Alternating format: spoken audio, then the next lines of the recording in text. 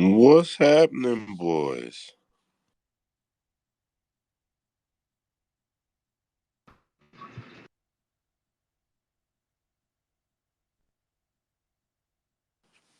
You guys on the mics? Yeah, I'm here.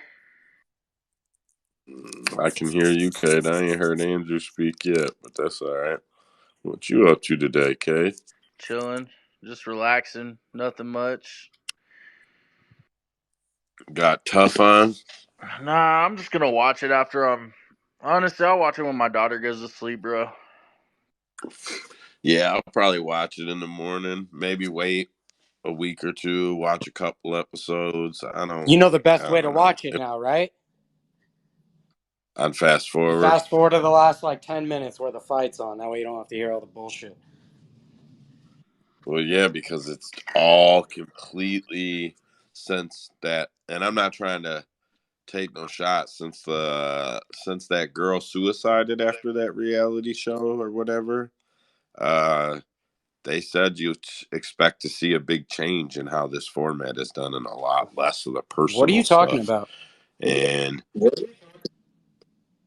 so last year after some show, man, I feel so bad I can't remember her name. What show? Tough? No, it was a different show. But anyways, there was some bullying that went on, and the young lady took her life. So they were just it made a big change in how a lot of reality TV is aired and the way the personal things are shown and not shown. That's why, like when you watch Tough now, it's the exact same thing on every single episode. There's nothing there for you to like pick apart. They give you the exact same thing on everybody every week. It kind of kills the Did show if laws I'm being change or honest. something? No, it did make big effects though, bro. It did make waves. Marin, holy shit.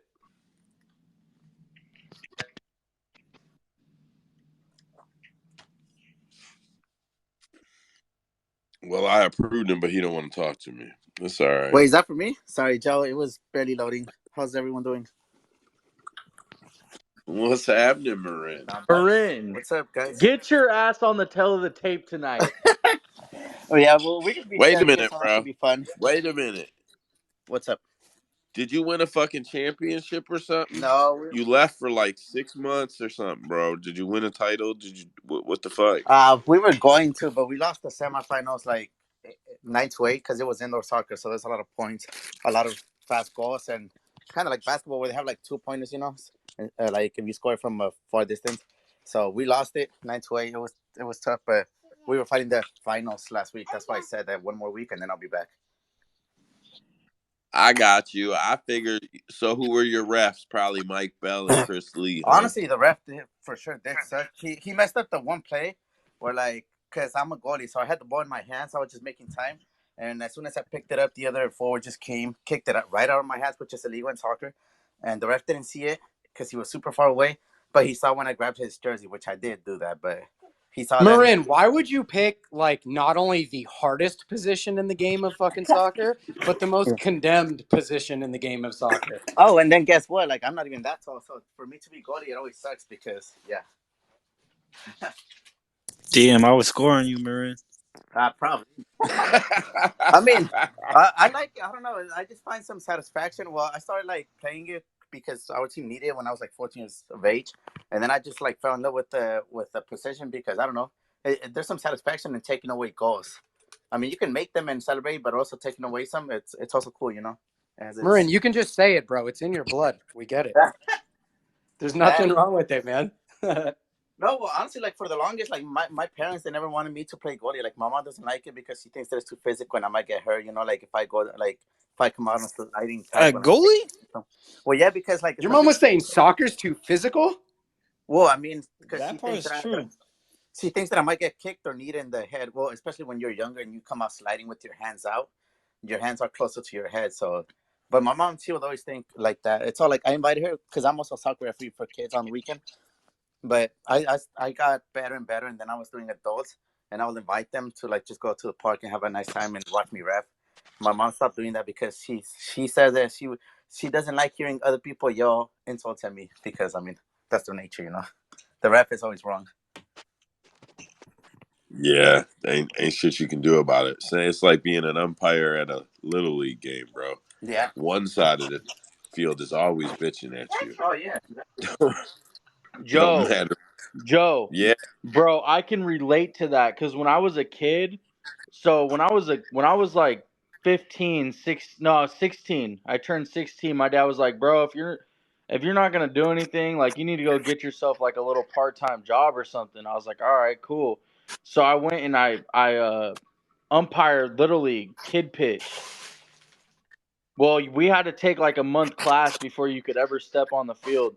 But bro, always at one time, bro, there was always one side of the field bitching at you, bro. And no matter that's what. like real shit. No matter what, bro. No That's matter what, real bro. ass And life. Get then some eyes, one guy was Blue. cussing at me. One guy was cussing at me. I threw him out of the game. Bro, he dead ass waited for me in the parking lot. I was like, bro, you know how old I am? He's like, how old? I'll fucking kick your ass. I'm like, I'm fucking 16, bro. You could go ahead and kick my ass, bro. I mean, catch a lawsuit, but this dude really wanted to kick my ass over because, and he was cussing at me, so I threw him out of the game. But You ain't bro, gotta tell me. I just know. being honest, bro, that shit is terrible. I got a kid plays travel balls. All bro, I know all about it. Parents got no fucking mercy. They don't care. No. Anyway. All right, I'll start right here.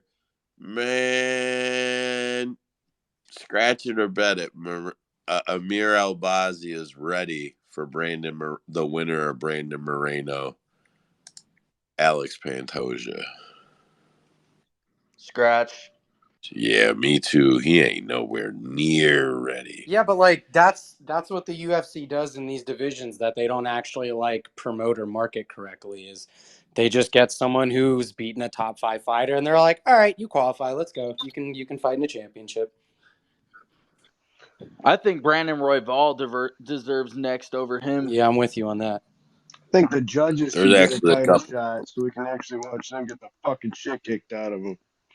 Fucking everything up Listen, every man. goddamn week. Why is everybody so like?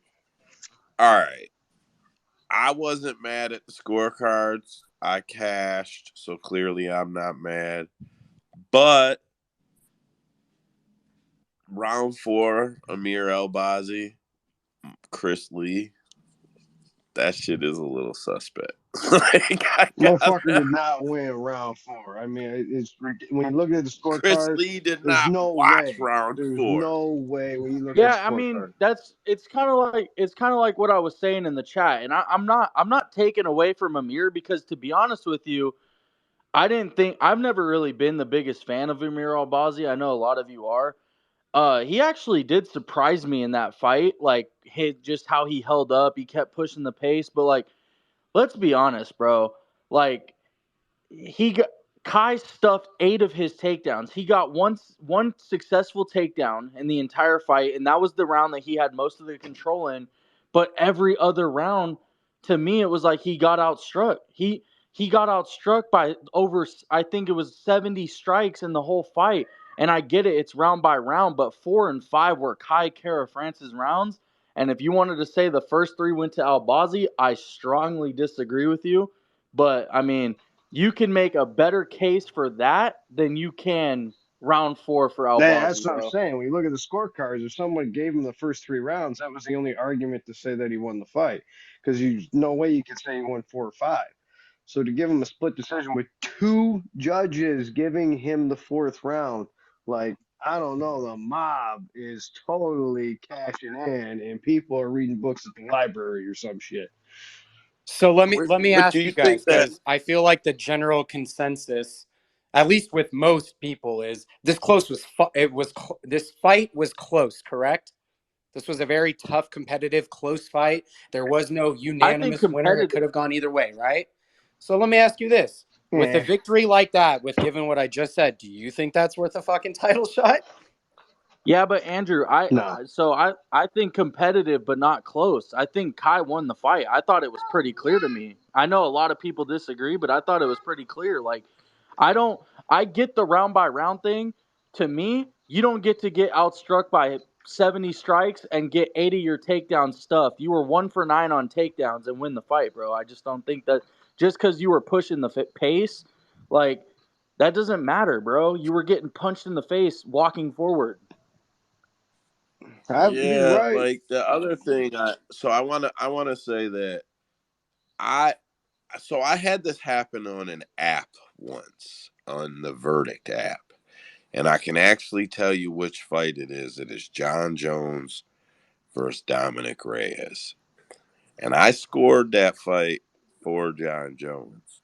But if you go look at my verdict, it's like I can't remember exactly, but I gave Dominic one of John's rounds and John's one of Dominic's rounds because I marked the wrong shit and I had to fix it, but there's no way to change it.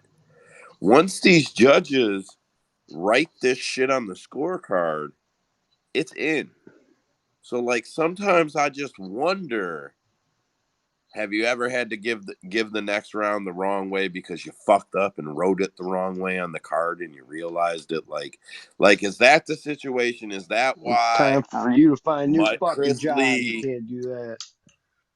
But I'm saying, is that why Chris Lee realized halfway through the third round, like, fuck, man, I was supposed to give Albazi round one. It doesn't matter. I'll give him the next round car if France wins. Like, I can't come up with any other Maybe reason if it why was he low gave. level jujitsu tournament in fucking Podunk, go ahead and do shit like that. But at this level, when you're costing guys 100 grand just because you want to fucking look at fights in this crazy mindset and that punch was maybe a little better. I mean, they need more breakdown of the What did definition Verdict of a. have the score? He scored the fucking fourth round against. No, but you know that Verdict that everyone goes off Yeah, of, like the Verdict MMA. What did they score the fight? I think Oh, they I gave don't it know. to Care of France with the first round, the fourth round, and the fifth round. The Yeah, I don't know. And so like I don't know if you guys listen to Ariel or not. Here's the best fucking thing I've heard all fucking year long.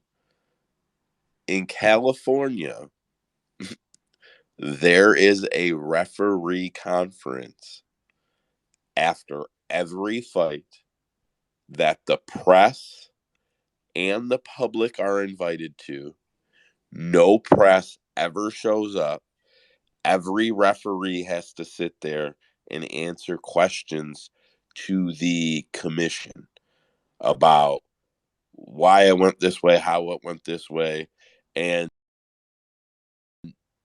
all the MMA outlets cover the UFC post fight press conference, and nobody sends a single fucking reporter over to the referee How about this? conference. UFC, make us a fucking TV show and give us the definition of a goddamn round and how somebody wins and a breakdown that it can actually get people to see some of this bullshit. Because I'm sick and tired of everybody scores shit a different way. You kind of look at things of who gives more pressure, who lands a better strike, who's a guy that actually does something to finish the fight. But of course, it's going to be controversial. It's going to go over the place. I mean, we are asking three guys and we're just doing the best of three. And when watching a fight and Interpretation. you're not talking, then of course you're going to look at fights in a different way. But like me standing next to a buddy or sitting with you guys here on live, we can, completely agree to who we think won a round and understand why you went with that or why I went with the other way. Usman, I seen you had your hand up, bro. Go ahead.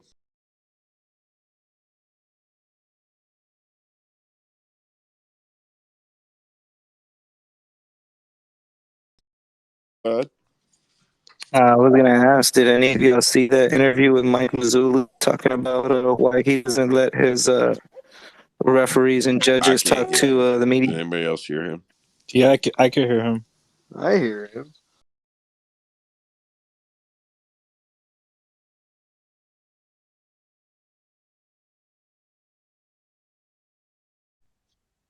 Thank God we don't need another one of those fucking nights. Usman, he's saying quit mumbling and speak.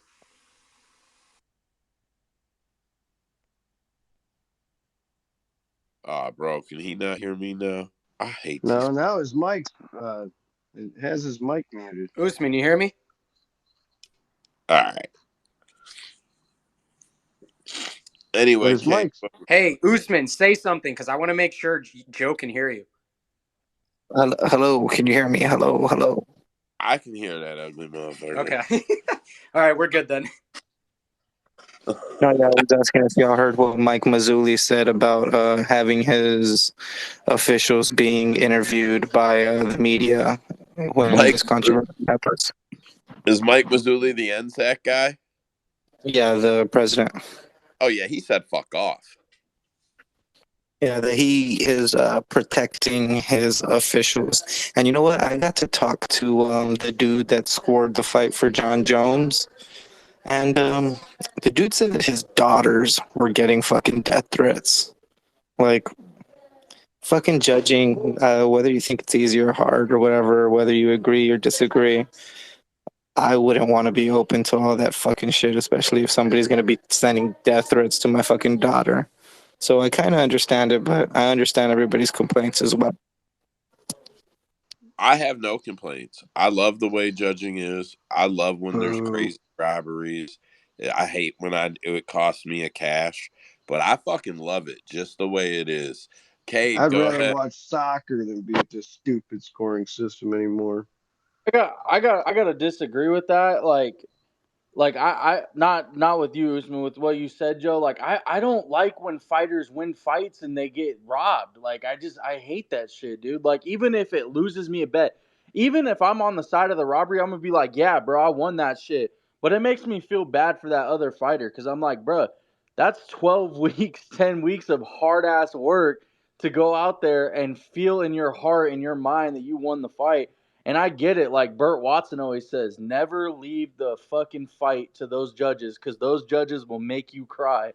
But it's like, it's kind of like I don't know. So another fighter I talked to recently was Cody Stamen. Basically, what Cody was telling me is like, he goes, what are fighters doing when they're not fighting? They're training. He goes, what should referees be doing when they're not refereeing? They should be having class and doing stuff to get better at their job. Cody was like, imagine if I showed up to striking class one time a week. He's like, or twice a week. He's like, imagine if I only did it that many times. He's like, I feel like they should have a job. They should be showing up and getting better at their craft. He's like, that's where I think that the sport of MMA is failing with their judges and their reffing, is that they aren't taking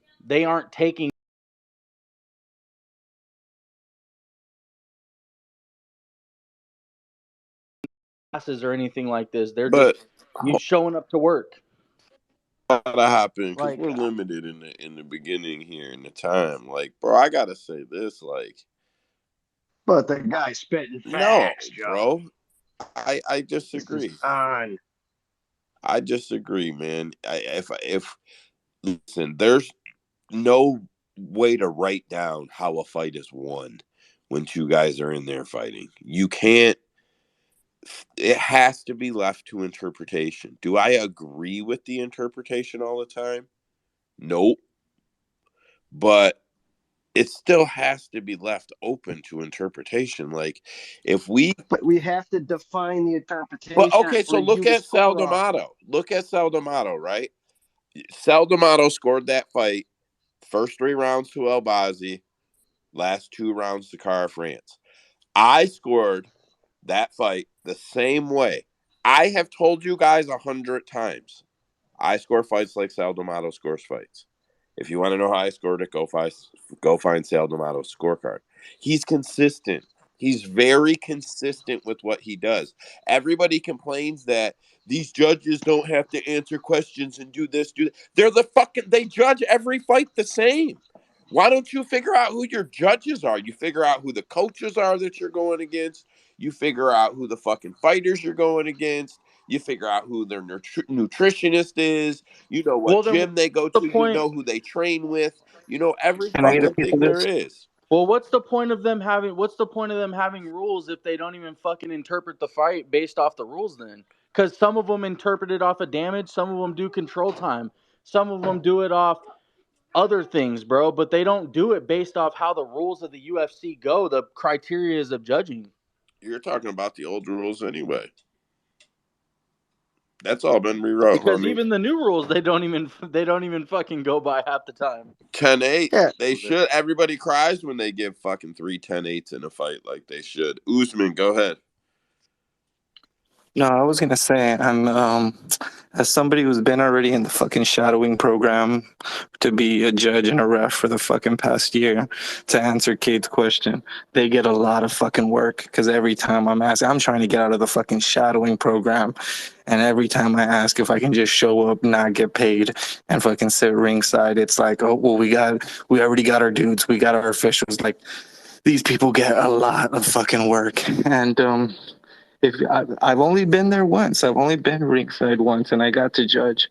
It's not as easy. There's some times where these fucking the I don't know what you want to call them, the pillars or the things that hold up the fucking fence.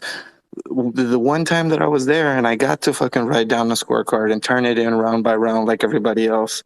If you were on the left side of the cage, I could not see shit. I could not score you. Like sometimes that really does fuck you, and you can see judges if you're looking there on during the fights. If you know who it is, or if you can point them out, you can see judges twisting their heads and turning and trying to fucking look around. Sometimes that's why I said with that Albazi fight, I'm more than willing to bet that the way that Kai Kara France was rolling with those right hands when he was rolling inwards and downwards, it looked like they were landing. If something's in your way, it looks like those big right hands are landing, whether they were missing or not. So Well, these and guys do get work. They do have training. They do have classes because I know when I went to go take my training and my test and all that shit, I had the OGs there. I had Hatley. I had that dude that scored the fight for Jones. I had what the fuck is his name? The teacher was McDonald. Jacob Montalvo. Like everybody was there. They're all at the trainings. They're all at the fucking test. Some of them were getting re-licensed or just retaking the test again. yeah, so Usman, let me ask you a question though. You said you got to judge one time. Yeah, How, yeah, ringside, like right ringside by so the. so so how big was your screen? 13 inches, right? I didn't get a screen. The judges that I was at didn't get a screen. So That's why I'm telling you, we're twisting, trying to look past these fucking pillars and shit.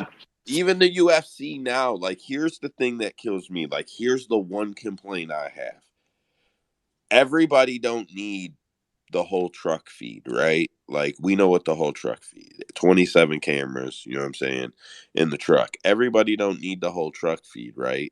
Um but you're telling me you can't give the judges 4 angles in front of them on 12 or 13-inch screens in a little quarter tripod or half a tripod or whatever the fuck, half circle.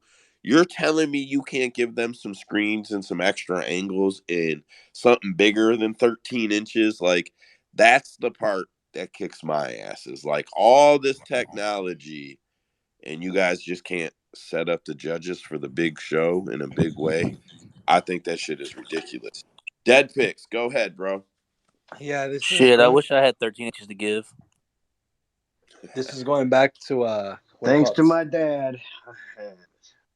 This is a recall back to two of Usman's comments. The first one, yeah, for legal reasons, I've never sent a death threat, or I've never ever talked about death threats about judges, But if I did, theoretically, I wouldn't talk about it to kids or their family. That's just fucking. Why would you bring the family into that? That's just fuck. But for the judges, when you sign up for that role, you sign up for that heat too, homie. So, if you're fucking making shitty decisions and shitty calls, I mean, don't fucking bitch about it. But respectfully, don't send them to the kids, man. Don't send them about the family, man. Leave them out of it.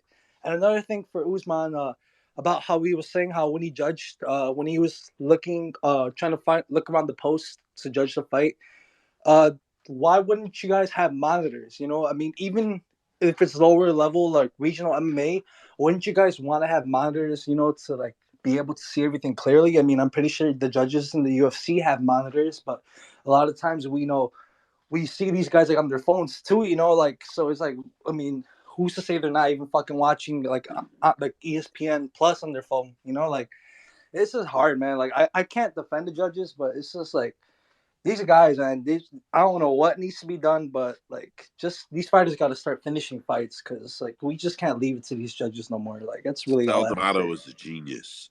Hey, Marin had his hand up and then lagged out of the room. Marin, what'd you have, bro?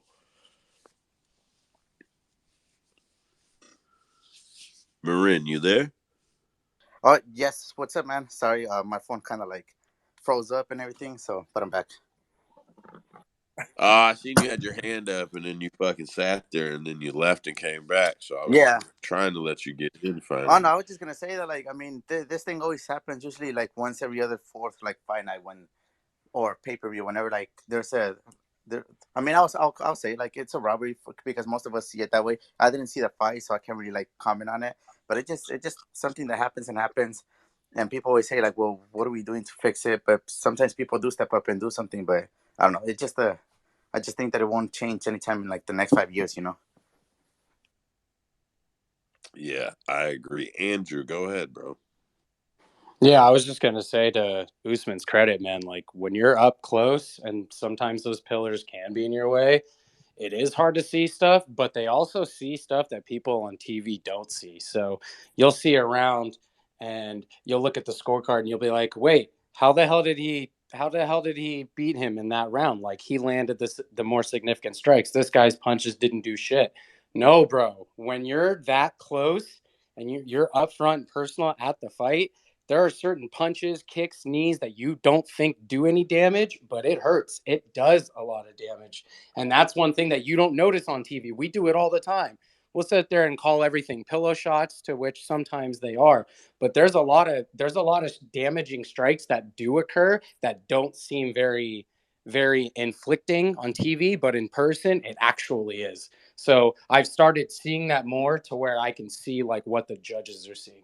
Because ever since, Joe, you brought this up like months ago about their small monitors and their awkward like viewing path to the fight, and then now what Usman is touching up on. Yeah, man, I understand what they're going through. I mean, I'm not defending everything, but I'm just adding a little bit of credit to them. Dude, yeah, 100%. Like, when I was sitting there, an elbow was gonna count more than anything to me from there being ringside my first time. There'd be some good punches that'd be like, "Oh shit, you knew that hurt," but a Fuck dude with this. an We need elbow it that made like you fucking swimming. crash, and it would echo. We need to make this shit like swimming and have freaking 9 judges over there fucking scoring these goddamn fights so we can see a better pattern and knock That's out these diving, bad fucking bro. scores. I don't give a shit. Swimming, There's no judges diving, in swimming. You racing, just I have to don't give a get fuck. to the finish line, The bro. other Okay, thing, the other thing, gymnastics. the other thing I'd like to bring up that kind of touches on what Andrew's talking about is the shit that Chael Sonnen talks about. That is real, which is that um, you there when you're live, when you're in the fight, when you're in the corner, when you're cage side, when you're in a small environment like the Apex, right? Um,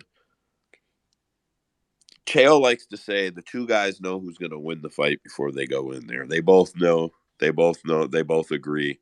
They won't admit it.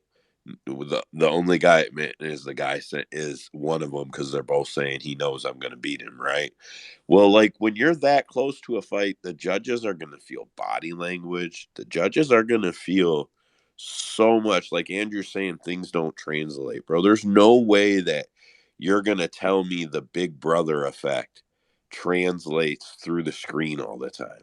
Where one guy, yeah, he's not as active and maybe he's not doing as much, but he is walking the other guy down. And you can just feel that that guy's swimming with punches to stay out of it. And that's going to affect how a judge judges it. So, like, I don't know. I do disagree with a lot of judges on a lot of shit, but, like, I wouldn't change it for fucking much. They've made the changes that I want. I just need them to enforce the 10-8 and the 10-7 shit. Like, we should see 10-7s now, and we don't, and that probably pisses me off more than anything. A 10-8 shouldn't be a big deal. Shit, we can't even define a 10-7 in today's MMA. I mean, You start that as a tweet, man. There are gonna be a bunch of guys giving you stupid answers of what they think a 10-7 is. Yeah, I know, but all that fucking criteria was released and they updated it. Did anybody care about anything else on this card here? I got one. Yeah, Malarkey that's what I was gonna fucking over say. my goddamn big What one, happened to dickhead. him? I didn't watch any of the fights, but damn, He got knocked the fuck out in the I second saw that. round. People were Bro, this is just a classic case of fighters getting lines that they are not worth. And when you see a fighter that you know is not worth that line, that should scream at you, caution. Or bet the other side. I didn't think he was Put going to it in a lose. parlay.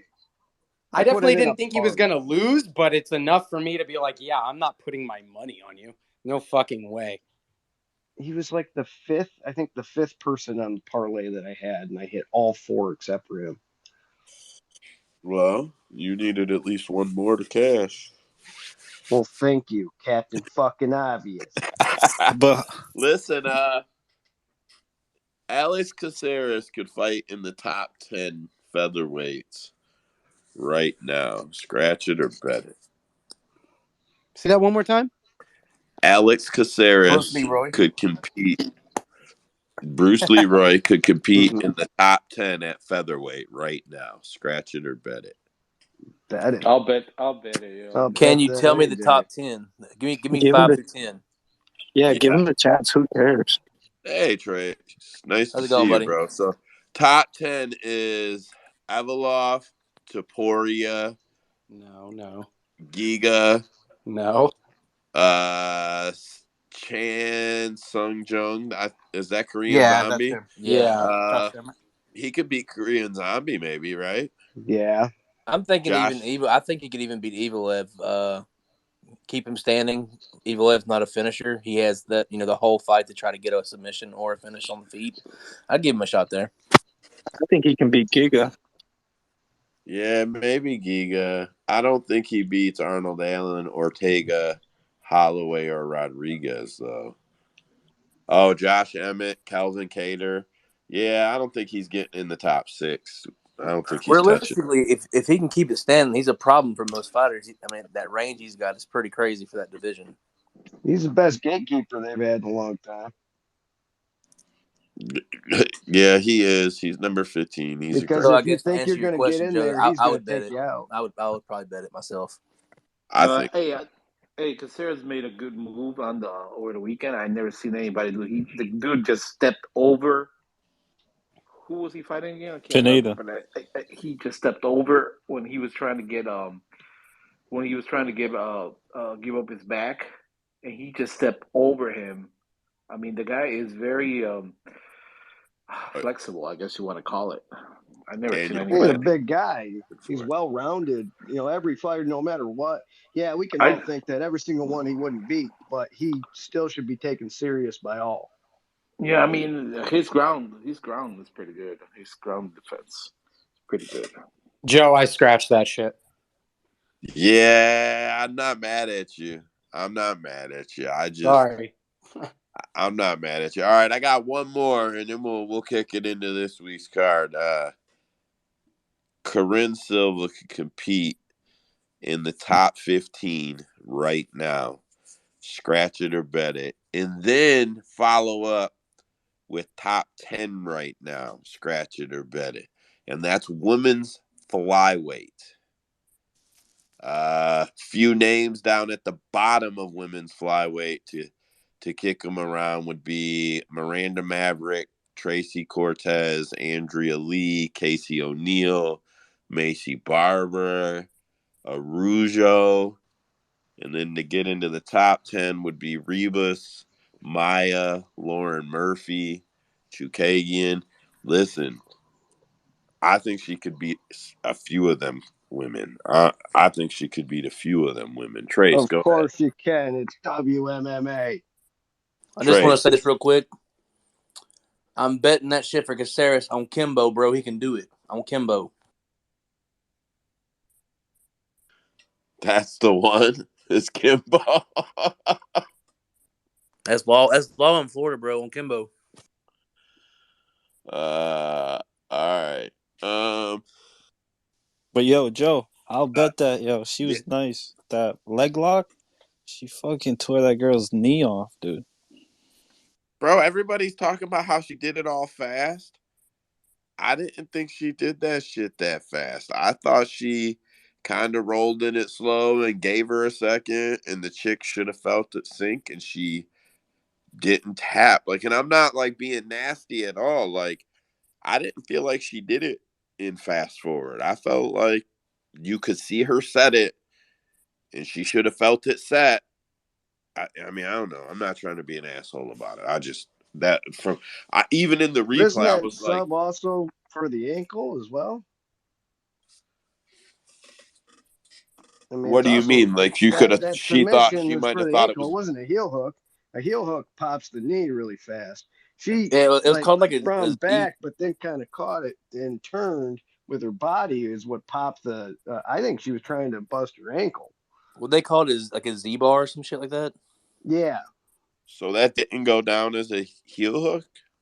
No, it No, wasn't a heel hook. it She was didn't have the overturned heel. to a Z bar or something like that. But to answer your question, I do think that like her something like that was being like so dangerous on the feet and on the ground. Obviously, I'd give her a chance against anybody just because of how how dominant and how she's kill or be killed, but more or less. So I think she could get some wins over some of the top people in that division.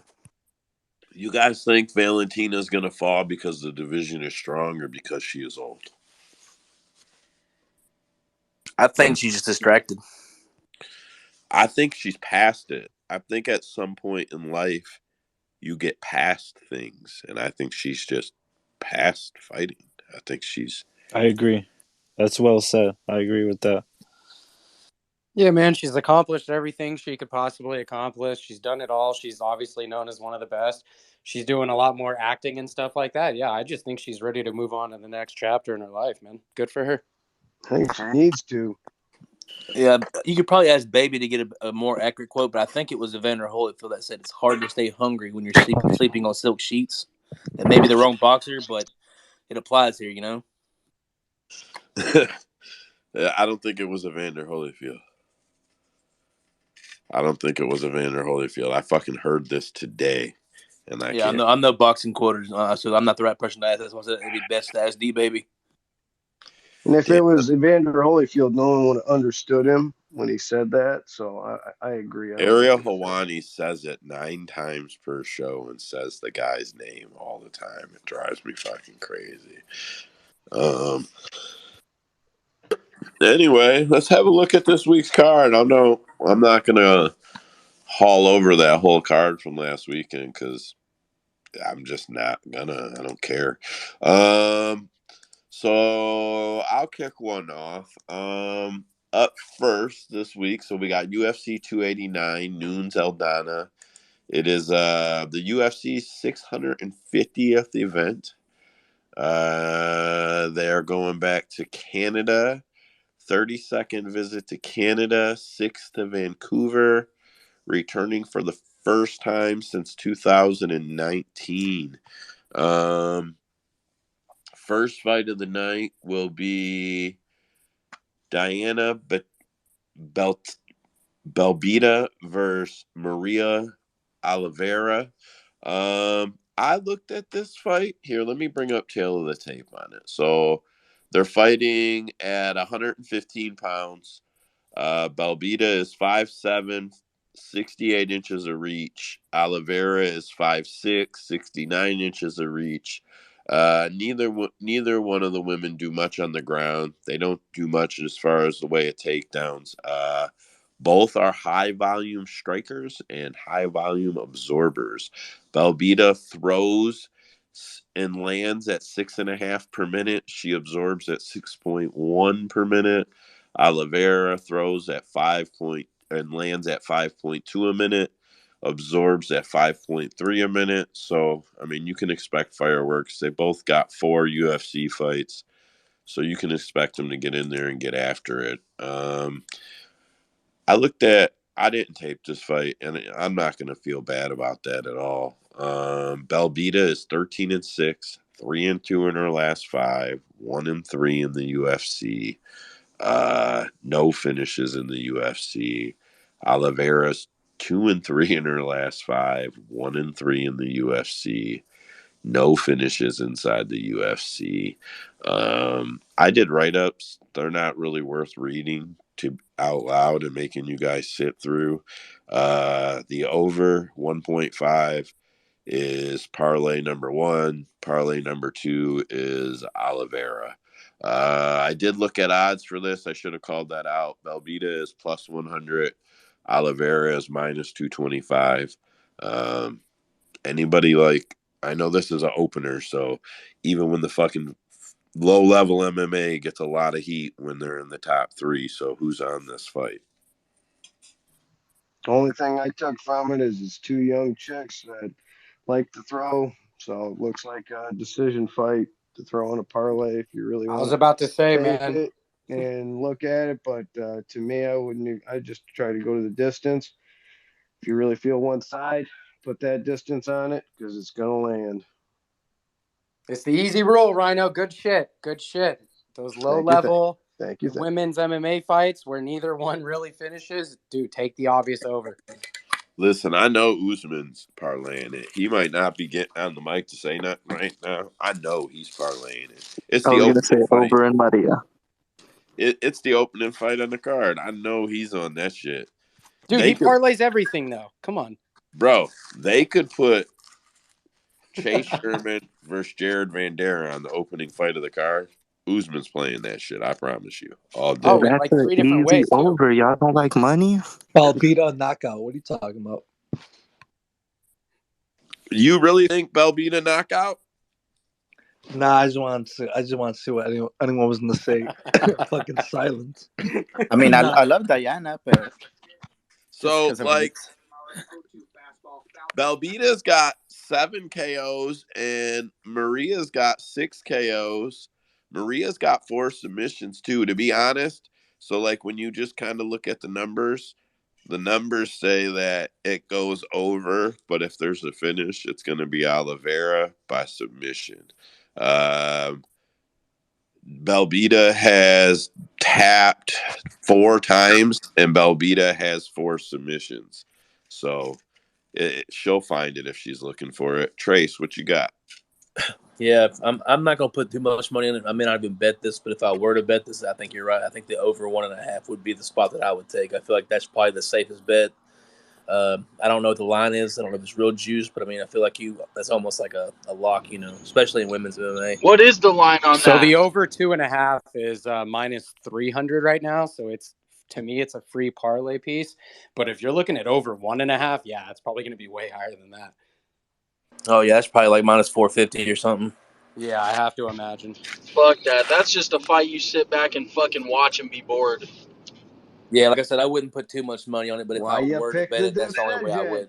Women's MMA, Look at man. Cade. Women's MMA. Listen to Cade. decision, He go get a talked to his beer. fucking gambling counselor today. He's strong. You don't need to bet this shit. Hey, We bet everything, Cade. hey, We bet it all. to be fair, I'm not saying that I've ever been the sharpest MMA gambler, but the last few months, bro, Cade's been okay with it.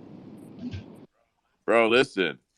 I don't say anything but be quiet. But no one has paid attention that I've cashed like 1,500 in parlay 5 weeks off like $30 a week. So I'm just like quiet. I saw those. Let me I tell you saw something. those. You got to be capping shit good, and you start speaking about yourself in the third person. Come on, Cade. Hey, shit.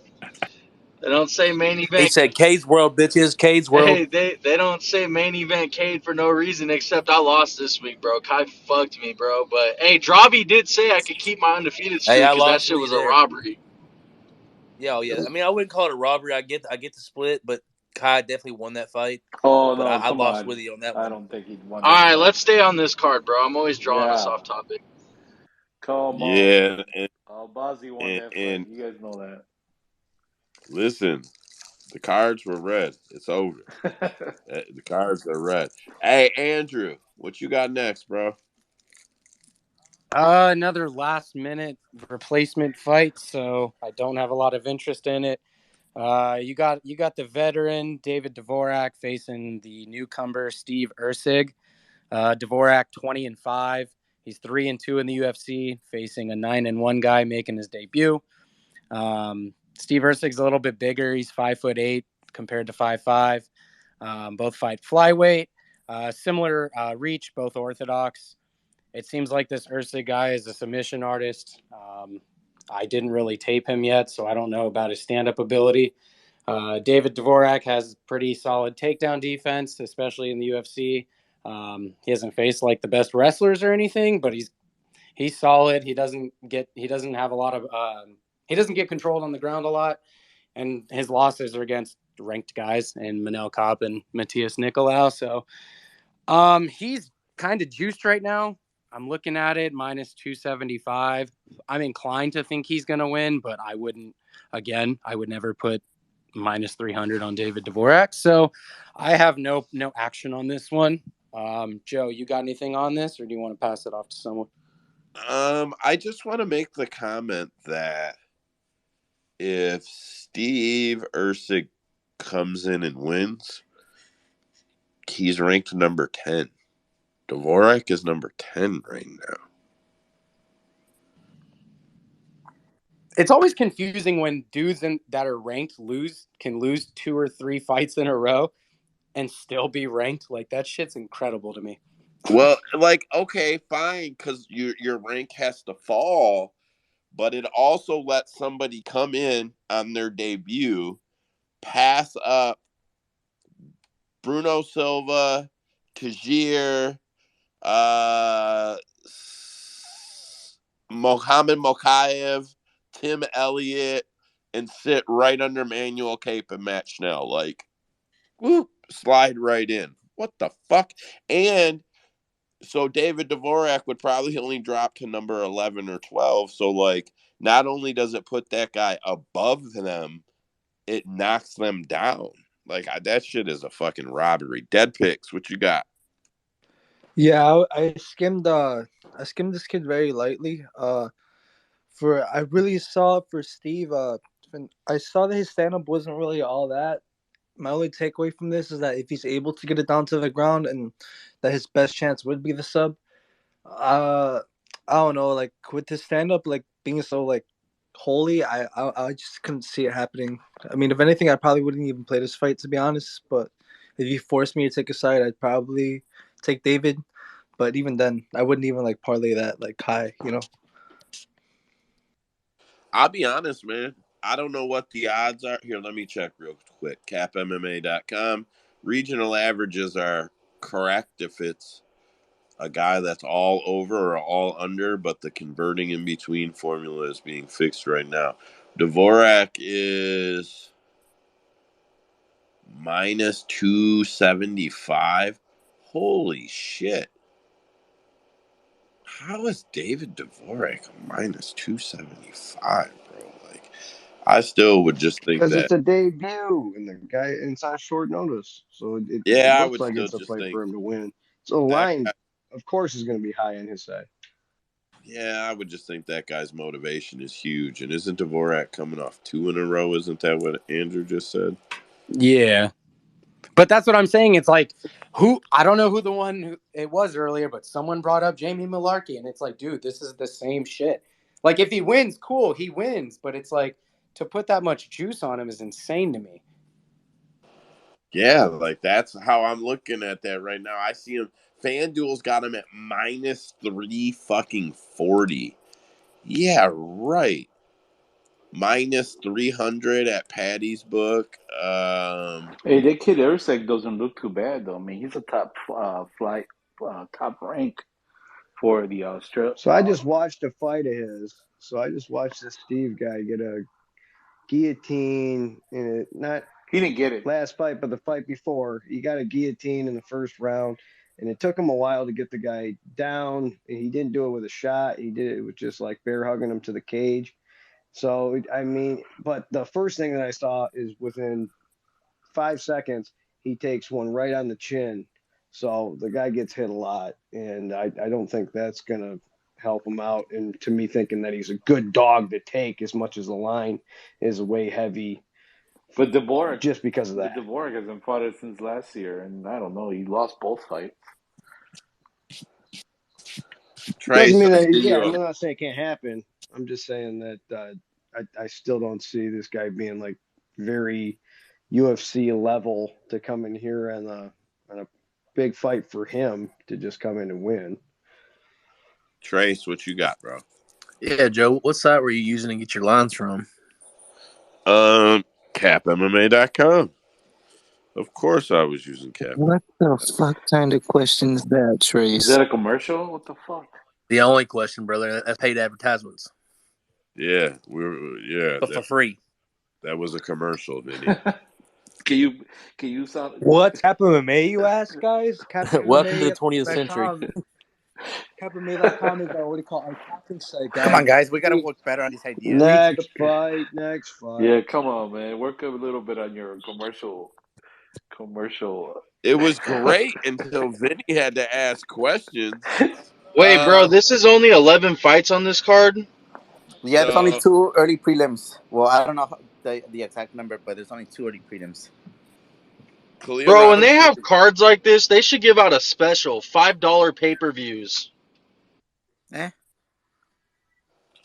Yeah, that is kind of short for a pay-per-view, except pay-per-views are only 5 fights long, Cade. Yeah, that's what I Stop was going to streaming. Stop streaming, you fucking thief. Marin, what you got next? Yeah, no, I mean, yeah, that's what we do go into the prelims. Like I said, there's only 2 early prelims.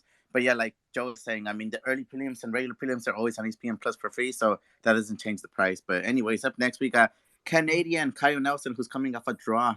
He is 13-5-1, fighting a featherweight against the USA native Blake Builder. He is 8-0-1, coming off a win from of a win after the Dana White Contender Series. So he fought in the Dana White Contender Series, won, and then he just won his debut. He is the favorite at minus 250. Kyle Nelson is the underdog at plus 200, and I think that makes sense. Bro, Blake Builder is going to kill this kid. I don't know. They're the same age. They're 32. Calm down, Yeah, Dana. Calling everyone kid. Listen, kid. Hey, with me, it makes sense. Like, I get it. Like, I'm 26. Man, yeah. What was the height difference there? They're both 5'11" for Nelson, 5'8" for Builder, 71 inches reach for Nelson, 68-inch for Builder. Yeah, it won't be enough, bro. Builder is gonna fucking man. I'm pretty high on Blake Builder. I know several other people that are around me are without me even talking to them because everybody posts about it. Usman, what you got, bro? No, yeah, I was gonna say the same thing. I think everybody here is on Builder, but the only question is, does he get it done in the distance, or y'all think he's gonna take it to decision? I know ain't no way in hell we can trust Nelson's chin, but I thought to see what y'all thought about it. That's why I had my hand up. I was just about to say, instead of betting Blake Builder at minus 250, why don't you just take the under 2.5 at minus 130 and you'll dog walk that shit because he's gonna fuck that kid up. I like that shit. Plus, he's Canadian. Hey, I know Trace actually looked at this fight. Trace, you tell me something about this fight? He'll tell you about CapMMA.com. My bad, I stepped away. What's up? I said, I know you actually looked at this fight. Builder, the Blake Builder fight. Oh yeah, I took Blake Builder here at minus. I think it was minus 194. I put 2 units on him. I just think he's gonna be able to take the shots from Kyle Nelson, and if not finish him, I think he grounds at a pretty dominant decision. You're not confident in the finish though? He's not really a big finisher, but he is just a dominant wrestler with good striking and stuff. So I think he just dominates the fight, but I wouldn't go crazy on the KO prop or anything like that. Man, Nelson is he is a KO prop, bro. He's been he got KO'd by Diego Ferreira. Matt Sales triangled him. He knocked out Marco Polo Reyes. Then Billy Q KO'd him. Then Ja Herbert took him to a unanimous. Then he hit a unanimous draw with Doo Ho Choi. Everybody said he looked good as he's ever looked there. And now he's fighting Blake Builder. Man. Yeah, I mean, when I look at this fight, like, I'm not saying that he's a major finisher, but I'm just fading the fact that Kyle Nelson's just not that good. Like, Yeah, but I just feel like Builder should finish him. I feel like at minus 194, it's not that. Or that's what I got it at. It's not that crazy of a line. You're not paying too much, and you're not. I mean, you're not. You can get your value on it. It's not like a super high line because I feel like he wins the fight at a pretty high clip. I just don't know that he finishes at a high clip. Yeah, I think so you got it at minus 194 right now on DraftKings. It's sitting at 240. So I mean, the money's going up on him. Yeah, I feel like it's a safe bet. Excuse me. I feel like he's a good parlay piece for sure. Yeah, I've got him in a parlay I'll mention at the end of this. This fight's made for him to win. If he doesn't win, it's the biggest freaking upset of the card. Yeah, I feel like this is definitely one of them debut fights, like our showcase fights, as we say. I feel like this is them trying to build him up, and really it was kind of a lackluster card, So maybe he could be the bright spot on a lackluster card. And if everybody is feeling the narrative thing, there's always one person from that home state or that home area that's going to drop the ball. Still got to be fucking Kyle Nelson. Talking about how good he was against Doo Ho Choi. Wasn't Doo Ho Choi coming off of like a 3-4 year layoff? Listen, I just want you to know. Yeah, he just got back from his military duty over there. I just heard Kyle Nelson at the state fair yell all the way across the fair at you. I'll beat your ass while you were saying that, Usman. Hey, I'll take him on. State fair probably pays, bud. Get your contract. I'm gonna lap this one out. Let's go ahead and actually hit the lap button since I didn't do it last time there. Next fight up on this card should be Amin Zahabi versus Arichi Lang. It is not Arichi Lang. I promise you, it's Arichi Lang. It is him. Yes. Is that how it is? Yeah, that's how you pronounce it. All right, because it's one ass word on this website, bro. Like, well, on the internet here in English, with the Chinese words, they got twisted like backwards. So you probably see it as Keeling and then Aoi, but it's the other way around. No, on UFCstats.com, it's one word, bro. One word. Oh, yeah, I've seen it all three different ways. So I've seen Arrow, space, and a Killing, and then I've seen Killing, space, Aoi, and then, yeah, on UFC.com, like you're saying, stats, it shows the whole thing all together. Chinese names are just backwards compared to American names. It's just their culture. It like translates opposite into American. It's Canada versus China. There you go. You remember like Yao Ming? Yao Ming, the name on his jersey was Yao, even though in America that was his first name. That's not actually his first name. It's just reversed. Yeah, I know they do that with Weili Zhang Weili. I know they do that with her too. All right, so this is a bantamweight bout. Zahabi is a plus 100. He's 5'8", 68 inches of reach. Say that name again, Andrew. Arichi Lang. Arichi Lang is minus 120, 5'7", 69 inches of reach. Both guys are coming off of a win. Zahabi is 9-2 in his career, 3-2 in his last 5. Same in the UFC. He's got 5 KOs, 2 submissions, 1 KO in the UFC. 4 of his 5 fights in the UFC, he has gone the distance. On the flip side, he's only been KO'd once. Richie Lang is 24-9, 2-3 in his last 5, 2-2 in the UFC. He's got 8 KOs, 1 submission, only 1 KO in the UFC. And he has went the distance 3 out of 4 times in the UFC. He's 15-7 at the distance, and he has never been KO'd. I like this fight to go over 1.5. I don't have a side in this fight, though. Anybody on this fight on the side, I would assume that Arichi is the side, but I don't know. If I were to bet this fight, I would either take the over, like you said, or the Ricky Lane decision prop. I feel like this probably goes to decision more often than not. I just think he probably outstrikes him, being able to mix up the takedowns with the strikes. He'll probably get the better of the fight.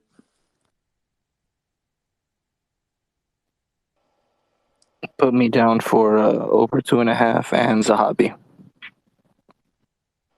You are taking Zahabi, huh? Yes, sir. Yeah, I dropped my notes in the group on this fight last night, and I'm going for Zahabi basically just on his defense. Is he related to Faraz? Yeah, that's Faraz's little brother. That's what I thought. Man. He does look hella like him. Now that you say it. Yeah. Once you know, like you can't not fucking see Dude. it. Now that you mentioned that, I was looking at the tape on my phone, and I looked at his picture. I'm like, no way, that's like his younger self. Who's this? Faraz Hobby. Yeah. He's yeah. He's GSP's coach and all that. Yeah. Man. All right. Anybody else? I expected absolute crickets on this. I'm happy that this fight went 4 minutes and 34 seconds. So if nobody else is worried about getting on it, Andrew, what you got next, bro? Man, I actually think this is going to be a good fight. I have a tiny bit of bias, but we have this space popular favorite, Miranda Fear the Maverick. She's taking on Jasmine Jasdavicius.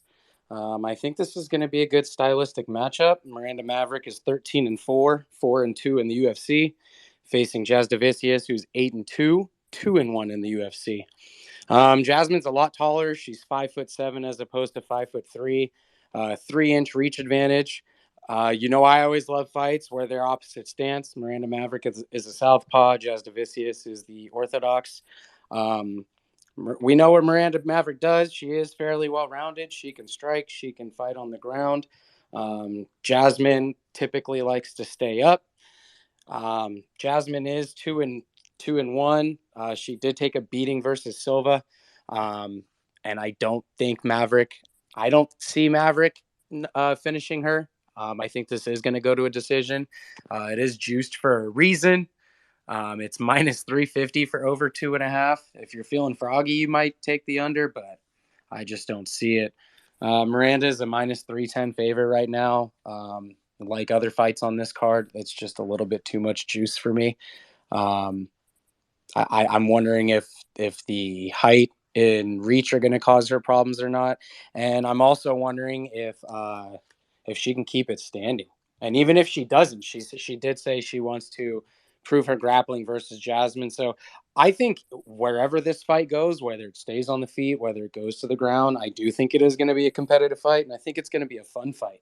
But I don't know about betting it. So I'm probably going to lay off on this one, and I'm just going to root for Miranda. Joe, you got something? If not, we'll go to Kate after. Yeah, I looked at this fight kind of back when it got announced, and then I looked at it again because we talked to Miranda. I actually think Miranda does win. I'm not just gassing it because she comes in here. I know she's got a little bit of a height and a reach disadvantage, but she is a better striker. She does have better striking defense. She does have better head movement for the little that you can see on Jasmine. Her takedowns, I agree with exactly what she said. She is stronger. Like, Jasmine isn't overbearingly strong. Like, I know that we've seen her hold some women, but like Miranda is fucking super tough. I don't know. I think it goes to Miranda. I don't think it's going to be like, oh, she dog walked the shit out of her, but I don't think we're going to be back here going it was a robbery. I think it's going to be a clear 30-27. I don't think Jasmine will take one round. That's just honest. Cade, go ahead. I mean, I love Miranda, dude, and I do think that she, on paper, like in my opinion, is the better fighter. But at minus 310, bro, like I'm not disrespecting her. I'm not trying to be disrespectful, but just fuck that, dude. Like fuck that. I'll probably honestly, just for some shits and giggles, throw Jasmine in a parlay just at plus 250 because I feel like those are the type of fights where you do get the robberies and the close fights. You do get risky decisions, or I might not even bet Jasmine. What I might honestly do is just for the fight to be a split decision. Cause like honestly, that's like that to me is like that type of a fight. But I do think that Miranda should honestly win. It's just there's no point to bet her at minus 310 in my opinion. That's just me. But I wish her the best. Cade, I wish so bad my book would offer those split prop decisions because I swear the odds that you get on those, you could put a little bit of money on like half the fights on every Yeah, card, and you'll they're like still plus come out like 2,000. massively ahead. Yeah, like they're usually the lowest split decision I've ever seen on DraftKings, like that of a fight that I liked or have betted on, is plus 1,300, and I'm willing to guarantee you that the Miranda and Jasmine fight is probably no lower than plus 8. I'll have Miranda in a parlay.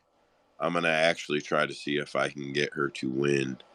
So sometimes you can find like weird alternative shit where they'll give you like her over 1.5 or her to go the distance. I don't really like to go the distance, but I'll definitely want to parlay Miranda. Hey, Trace, was that you in the group chat that said she's to win by decision is like minus 135 or something? Yeah, I looked at her decision props to see what it would be like because like that's about the only value you're going to get on there because like realistically, she probably doesn't finish here. But even that, like you said, it was minus 145, and that's just way too much juice for a decision. You know, like it's not even worth it. You're saying wait, minus 130, minus 140 for Miranda to win by decision? Yeah. I'd bet that all fucking day. I don't think either one of these girls is finishing each other. And I do like Miranda to win the fight more than I do Jasmine, so to speak, just not at minus 310. But I know if Miranda wins the fight, it's more than likely, 80% likely, that if she wins, it will be by decision. So, I mean, to be honest with you, that's not that bad.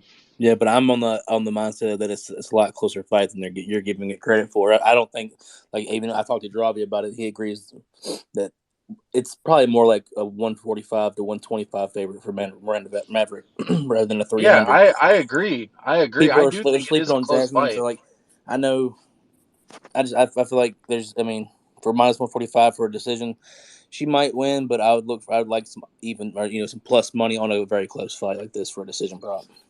I agree. I think that's proper capping right there. I think if you know what the fight should be lined at, and then you're going to take a decision prop at essentially what the money line odds should be, yeah, I agree with you. I think you do fade that. That's I great. do think as if it's a closer fight than people think. Why do you guys think that? Because she beat 2 debut fighters and Kay Henson? Like, why? Because Natalia Silva, she didn't beat her. Natalia Silva is not as good as Miranda Maverick. Oh, no. Usman, go ahead. Well, first I'll start it off with a little interesting fact. Miranda Maverick has only lost to fighters that are 5'4" and shorter. So what I think that tells you is that she's done a good job against taller fighters of doing what she does, painting them up against the fence, And stealing that time, I am on Jasmine Jasdovicius. I think Natalia Silva is probably better than Miranda Maverick. Miranda Maverick hasn't really won me over on the tape. I don't think the striking is too far ahead of Jasmine. And I gotta disagree with Joe. I think Jasmine looks really strong. Maybe she's not as strong as Maverick, but there are times where I think it was Hansen gets in on a double so fucking deep, and Jasmine does not get taken down. She just puts her hands in and just shrugs her off. I think Jasmine's real strong. I think she was able to maybe not get complete control, but to reverse times up against the clinch there. Um, yeah, I'm going to be taking the dog shot on Jasmine Jasdovicius. I don't hate a 1 unit play on her money line. How dare you? I'm muting you motherfuckers with Miranda. I just want y'all to know, Miranda coming back on the show, I have no affiliations with Usman other than on Fridays. I'm muting the shit out of his ass for that interview. Gonna be complaining at her that she broke his parlay and shit. I can't have that. All right. Okay, so I'm not mad at anybody that's on Jasmine, to be clear. I mean, I'm not gonna be like a martyr about it, but I do think the over 1.5 is the really safe bet here, guys. I know we want to take sides because Miranda's been in here, but like over 1.5 is probably fucking super clutch. I remember looking it up and seeing the same thing on the aspect of power and knowing that, like, strength wise, that Maverick is very strong. And I didn't think big long name with the J has as much power to be able to handle that going to the ground. So, I mean, if you want to go for the dog, I mean, I think it's a rough dog fight to go for. The girl with the long name. Her name is Jasmine. Like, how hard is that? Just go with Well, it's 'cause of JJ her Rhino. That's last simple, name. brother. All right, Hey, JJ hey, when is was not Miranda strong. here? When was Miranda Maverick here? I missed She's that. been on the show a couple times. She's been here a couple times, bro. Miranda, like, yeah, she DMs with us and shit. Yeah, She's I have fucking her lined awesome. up for. Damn. That sounds fucking. Is she the one that's got the OnlyFans too? No. This fucking guy. That's your first question. That's all he wanted to know. Wait. It's all I want to know. It's an I think- important question. I think it's not. I think she does, but it's not the way you think. I think it's more for like business, and I think it's like Patreon or something like that. She uses like Yeah. something sideways. Damn it. She's not. But it's not for She's not that. It's for putting like up for an her. OnlyFans, bro. I'm not Yeah, it's buying for her it. other businesses. So if you're trying to catch a peek or something, it's not for that. Yeah, I'm not buying it then. But It's if her like sister it's had like one, it would be pretty it's like good. Billy Q having an OnlyFans, but all he does is just train. Like, Come on, man. OnlyFans is for soy boys. Come on, man. All right. Hey, Marin. yes, sir. Yeah, What I'm you still got here. next, bro? Oh, next up we got the feature prelim, so the closer for the prelims, and it is Russia's Nasruddin Imavov. He is fighting USA's Chris Curtis. They're fighting a middleweight, both coming off a loss. Imavov is 12-4. Chris Curtis is 30-10, 35 years of age for him, 28 years of age for Imavov. Nasruddin is taller in every aspect, 6'3" compared to the 5'10" of Chris. The reach is not that bad, 75 inches and 75 and a half for Chris, so only half an inch. 42 inches of leg reach for Nasruddin, while 40 for Chris. Nasruddin is ranked number 12 in middleweight, while Chris is at number 14, so that's what they're fighting for. And if we look at the odds, Nasruddin is the favorite at minus 150. Chris Curtis is the underdog at plus 125, and I'm going to go with Nasruddin on this one. Man, I'm torn. I like Chris Curtis. When I say I like Chris Curtis, I mean, like, he's a good guy. I think if I met Chris, I'd be like, man, you're a good guy. Let me buy you a beer or something. But I don't think this one ends well for him. I'm being honest. However, and you guys might, I think Dead Pix is going to give the shocked face. I'm on the over 1.5, man. This fight goes over 1.5 for sure. Yep, I'm on the over 1.5. I'm not on either side, but I am playing the over. Trace, go ahead. Yeah, I got on the line early. I took Nasruddin Imavov at minus 120 for 2 units. I think it's simple. It's either, I mean, for the most part, I think Nasruddin controls this fight, walks him down, tries to shoot his takedowns. He's able to compete with him on the feet. He's got a good chin. I don't think Curtis can put him out. My only worry with it is that Curtis has really good body work, and he does go to the body well and often. So I do know that Nasruddin slows down, particularly in the third round. Because I agree with you. I think this goes to a decision more often than not. But I do see where Curtis could get him out of there in the third round due to him gassing. So it's either going to be a wrestle fest or a clinch fest, or Curtis finished late. So I would look at the KO prop in the third round. But like I said, I already took the minus 120 on Nasruddin, so that's where I stand on it. Zaza, go ahead. Yo, big shout out to you, Joe, for them overs. Definitely cashed in last week with those. I agree with you. I think this does go kind of far. Like maybe start the third, but I like Imavov here. You like So finish? I'm with. Take the Go ahead, Joe. distance. My bad. I'm just asking how he likes Imavov to get it done. I mean, That's a tough one. I don't know. Maybe it goes to decision. I think it does. I think it absolutely does. I mean, when I watched that Chris Curtis fight against Hermanson, he had major issues with that reach. Jack was just staying on the outside, touching him up. Chris Curtis didn't know what to do. Well, what does Imavov like to do? He likes to charge you, but he also likes to stay on the outside and touch you up with his reach. I don't think he's going to finish Chris Curtis. Chris Curtis has shown the ability to be extremely durable in his second run in the UFC. He hasn't been finished. He hasn't been close to being finished. He takes shots extremely well. His chin is there, especially 185. There's no way Imavov finishes him.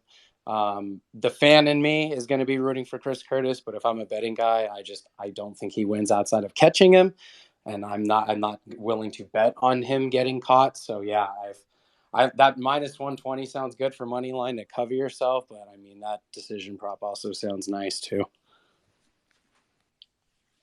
Isn't he boys with freaking Sean Shelby? Just beat him? Sean Strickland? Or Sean Strickland? Yeah, they are. Yeah, I think so. So, I mean, that definitely helps having a guy who just did 3 rounds with him.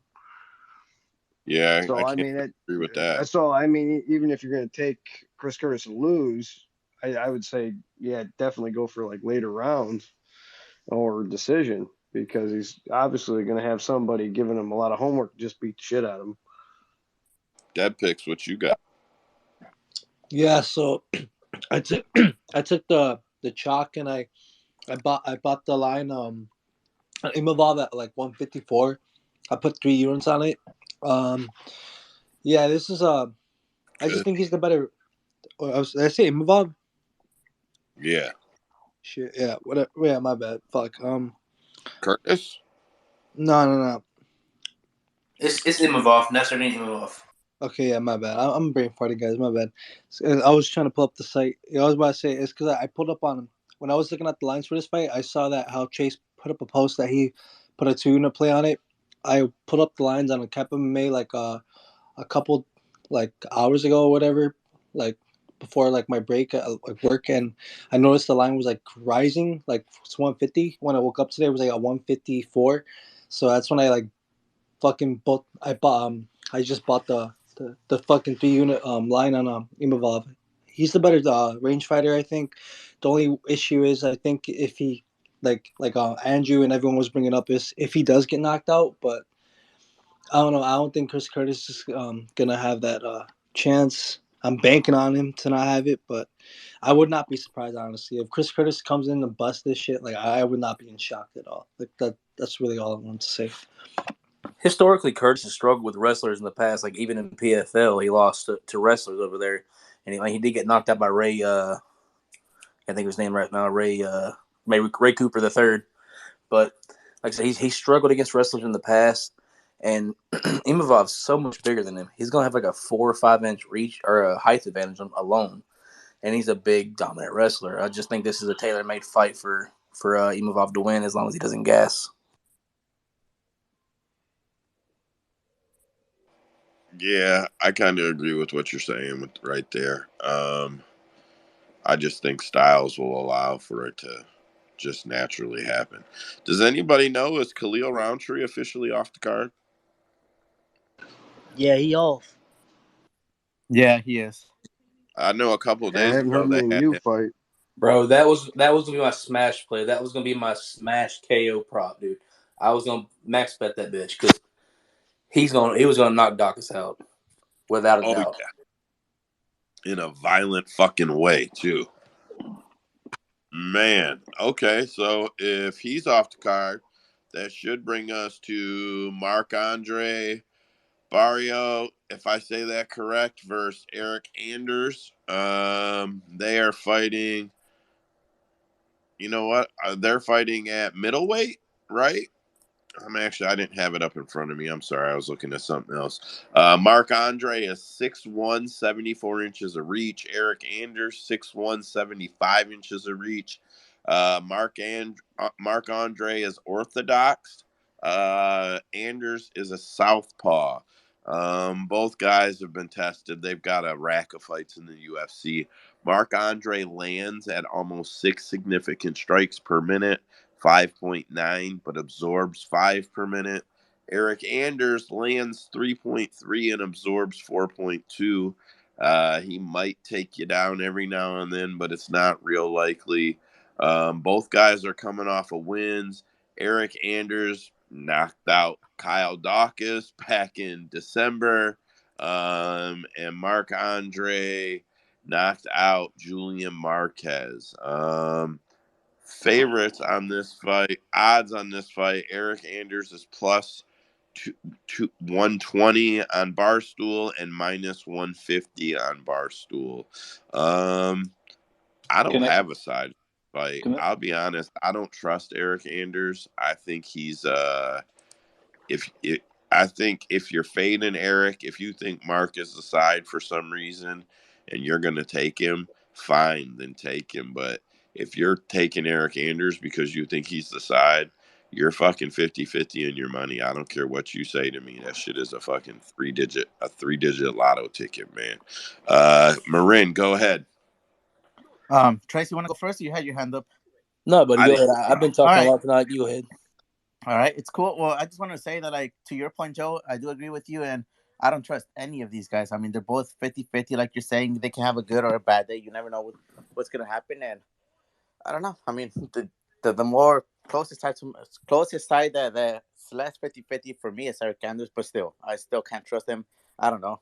I want to take the decision prop, but at the end of the day, I mean, they both just came out of knockout wins, so that's also, I don't know. I don't know what to make of this fight. I'll probably just be off it. I do. They'll be coming out firing like they're fucking top 5 guys, and one of them's gonna go to fucking top 5 sleep. Trace, what you got? So, Oh man, I tried to approve a mic and muted everybody. Trace, I said go ahead and muted you, bro. My bad. no, it's all good. Yeah, I think it's like you said. I think it's a 50-50 fight. I am a huge Eric Anders fan, and that's why I know that about all like the injuries he's had. I know he's had stem cells put in his back and his shoulders and stuff because he couldn't really move his shoulders anymore. I know like it helps him, but it was just like very revealing of how beat up he is. So for that, I want to bet him because like I said, I'm a fan of his, but realistically, I just know that he's all messed up, and while it may help him some, he's not a fully healthy fighter, which I know no fighter really is going into a fight, but not clear enough edge on one side or the other, so it's a pass for me. But if you had to take something, they're both very durable guys, despite Barry all getting finished by Chitty and maybe Fluffy. I think maybe Fluffy too. But historically, they're both durable guys, so I think your over is pretty safe here. Oh, yeah, I mean, I can't disagree with that other than the fact that I don't trust Anders to make it out of the first round sometimes. He's so sloppy. Bro, you go back and watch the oh shit. The guy that's fighting Dawkins. He was supposed to fight Dawkins this week. Eric Anders fought against him when he first Leo Roundtree. when he first integrated that Muay Thai into his fighting style.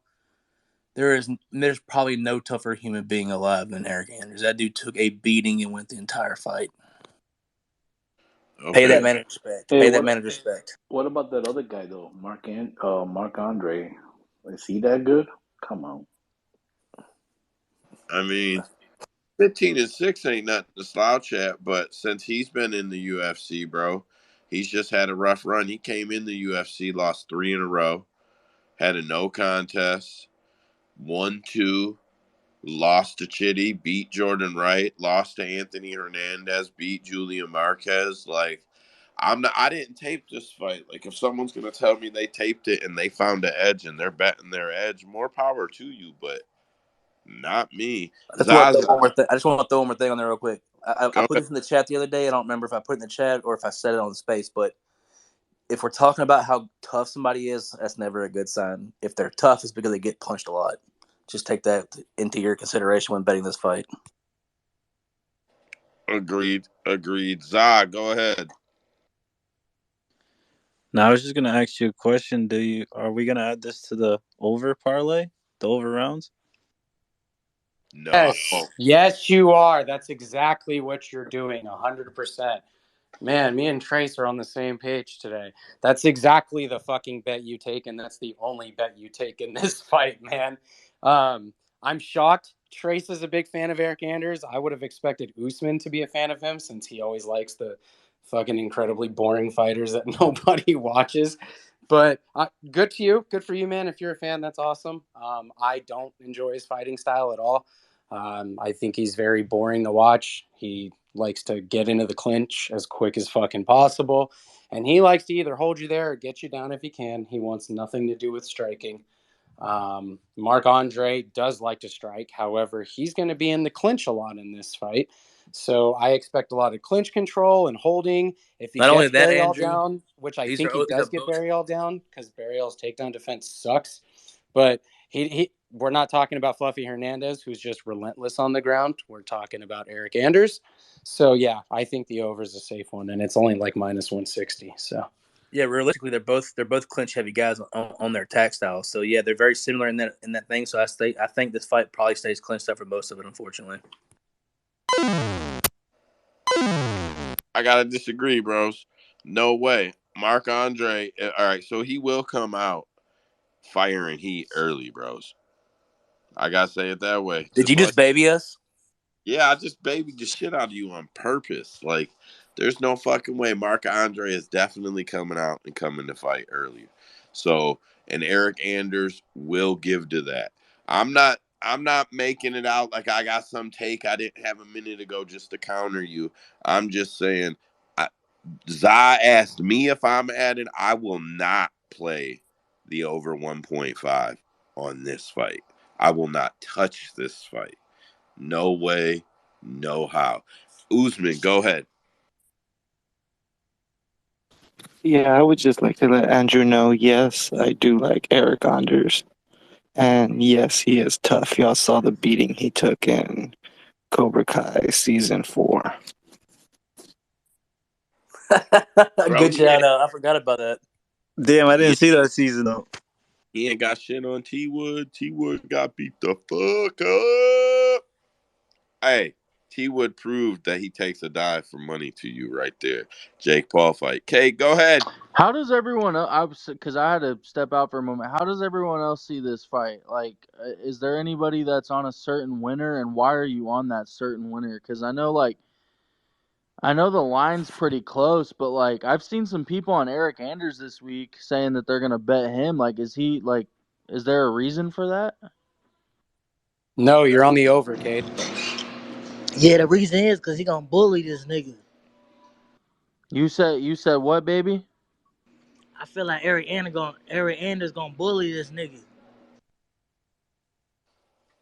For 3 rounds, right, baby? For 3 rounds, buddy.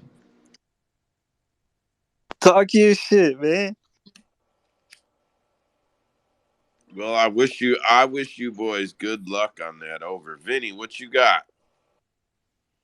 I was just gonna say that, man, I'll take Aaron Andrews because even though the guy looks like when he's walking, it looks like he's in pain. I don't think this guy, Mark Andre, is any good either. I mean, you're taking a lesser two. He was like Andrew said or Trey said, just take the over. That's probably the best thing. But I mean, I can't seem to bet on Mark Andre, bro. That's not gonna happen. Yeah, I mean, just put it this way. No offense, Dravi. You want to bet on a Canadian being tough or a good old Southern boy from Alabama being tough? Come on, give me Alabama. Yeah, I'll take the Alabama guy too. Yeah, but they're fighting in Vancouver, so that could be an advantage for Mark Andre. There's a lot of He ain't Canadian. Superman, bro. There's a lot of Listen, if you Canadians. feel There's a lot of Canadians in you this fire card. There's i- like if you're in the United States and you feel the need to bet on this fight, I just 1-800-GAMBLER. That's 1-800-GAMBLER. If this fight has you itching, you should call that Of number. course, this is the fight that we're going to spend 15 minutes on. This is the type of fight, bro, where you just look at and you're like, why this one? Like, there's so many other better fights you could bet on or different spots you can bet on. Because we know exactly how the That fight is going to means go for 15 minutes. That's what I'm saying. And It's with not going to be that fun. It's said, going to be extremely boring. And we're all going to be sitting here complaining about why this fight is going on. But when it goes over, you're going to be like, oh, that's why I bet on it. Andrew, what you got next, bud? Well, that was actually mine. You took it I from know. me. Well, yeah, but because Khalil got officially canceled, it fucking killed the order there. So Yeah. I mean, I can name it off, but I definitely have I don't have much an opinion on the next fight. Is it the Dan Ige fight? I think so. Yeah. So Dan Ige, Nate Landwehr. Dan Ige 16-6. 5'7", 145 pounds, 71-inch reach. They are both orthodox. Landwehr is 17-4, 5'9" with a 72-inch reach. I didn't do anything for this fight. I honestly don't have much interest in this fight. Nate Landwehr is a tough fighter. He is a fighter with heart, but in my opinion, he doesn't have a lot of skill. He's a killer, be killed kind of fighter. He reminds me of Darren the Damage Elkins in many ways. Dan Ige is a warrior. He always fights tough. He is hard to get out of there. He trains hard. I think this could potentially be a good fight for him, but I didn't really look too much into this one. So, Joe, go ahead, and then we can pass it around. So I think that Nate Landwehr probably wins the decision here. That's just honest as I can be. I think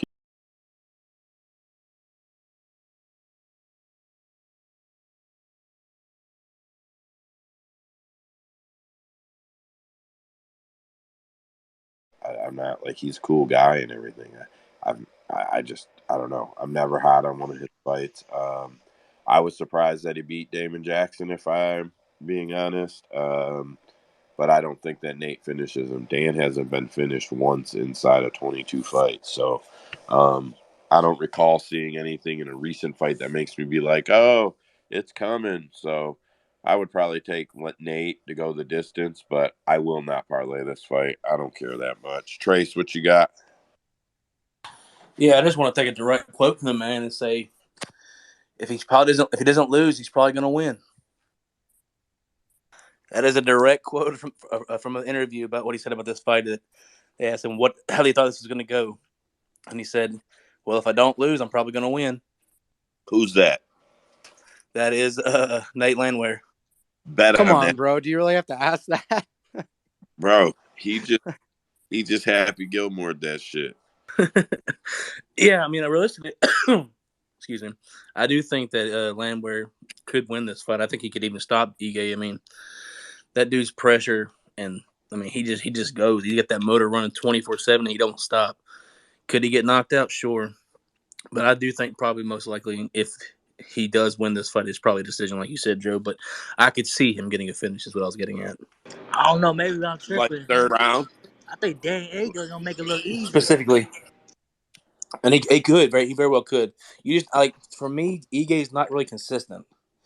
And if you go back and look at his resume, yeah, he's got some good wins, but they're really not as like they haven't aged well, or they're not really not that big of names anymore, or they're not even in the UFC. You know what I'm saying? So I think the best one was Edson Barboza. We kind of seen the decline from Edson here lately. So I don't know. I would just not go crazy with him. I wouldn't.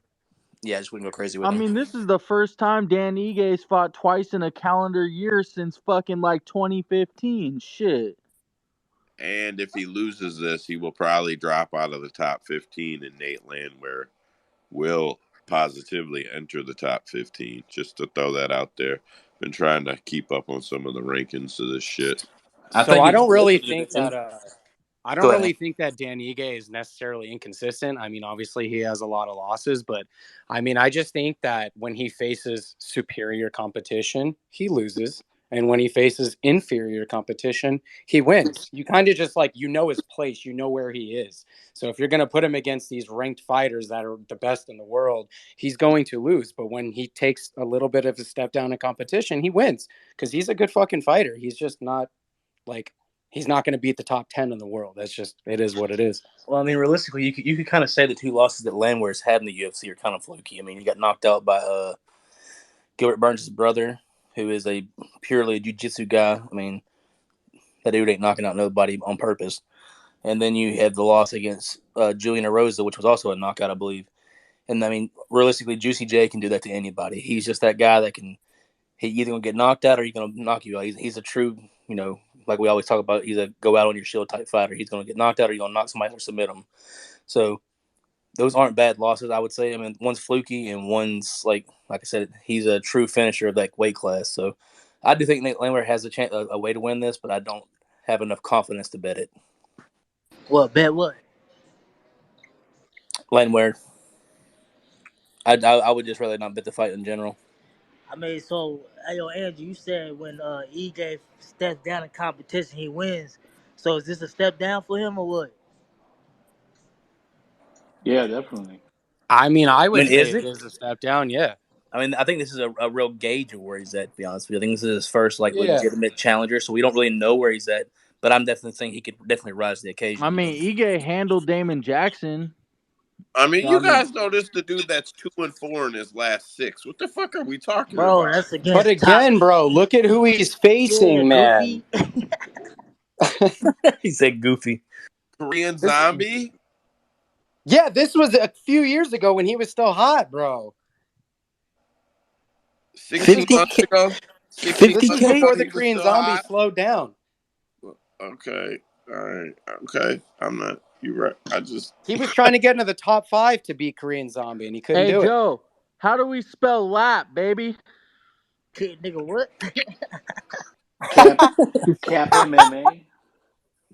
Man, I can't really argue with him on this one, boys. I'm Hey, gonna let him Joe, have it. listen. Hey, Dan Ige gave old boy a run for his money. What's his name? The top featherweight. That Russian dude. You're talking about Mozart, Yeah. Evolov. He gave him a run for his money, man. Just imagine what he'll do to Nate. He'll run through him. He'll give him a run for his money, probably. Nah, he gonna run. He gonna I I fight don't think through him. know.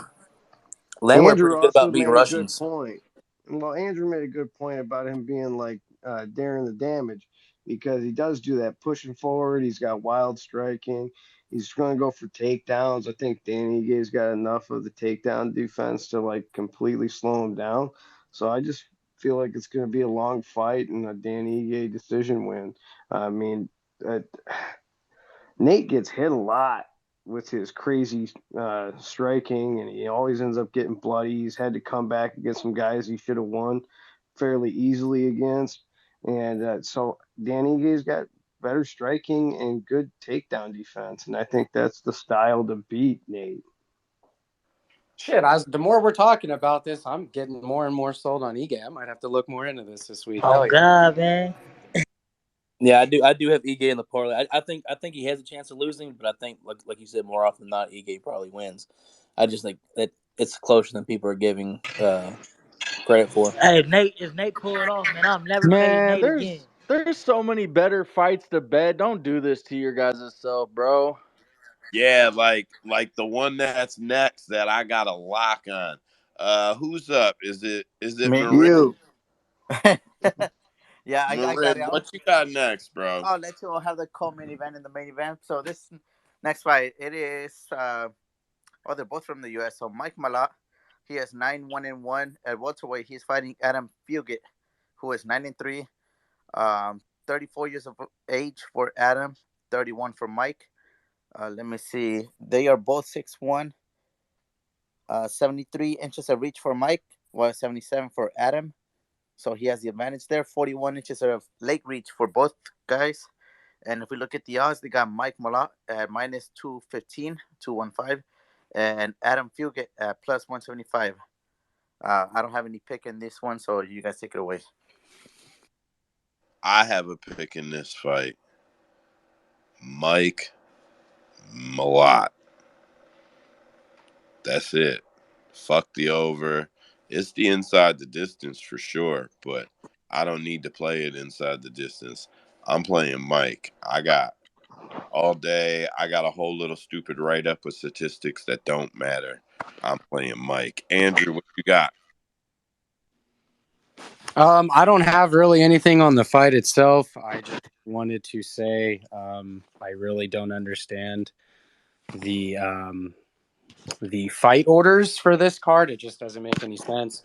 You've got 3 ranked fighters fighting on the prelims, and then you've got Eric Andrews and Barrial, Ige and Landwehr, and Malott versus Fugit, all on a main card that people are paying either $80 to watch on TV or they're paying hundreds of dollars to see it in person. You could have easily taken that Nate Landwehr and Dan Ige and made it the featured prelim because you know it's going to be violence and you know it's going to be a good fight. But again, that has no bearing on the rankings really, or the top 5 or anything like that. It's just not a very relevant fight. The Mike Malott Adam Fugit fight, I mean, this is a straight prelim fight, so I just don't understand it. Chris Curtis and Imavov are top 15 fighters. I have zero idea how that's not on the main card. And then you could have even put Miranda Maverick and Jasmine Jasdavicius on the main card. So I don't get this shit. I'm very confused. But yeah, that's all I have. It's card placement. So like you were saying, Chris Curtis and Imavov, it's for sure going to sell. So they got to put one good one on the prelim so that way people can tune in, or else they're not going to watch it. But that's what I'm saying. You could have No, I made it know. on the featured prelims because the only people who really watch prelims are hardcores anyway. So they're going to want to watch Dan Ige and Nate Landwehr. But when you have guys like Chris Curtis and Imavov who are both ranked, people might be more prone to knowing who they are. They talk about Dan Ige and Landwehr. Everyone in the stadium is going to be like, who the fuck are these guys? No, they're from Canada, so they'd be like, "Hey, this is the dude from Canada."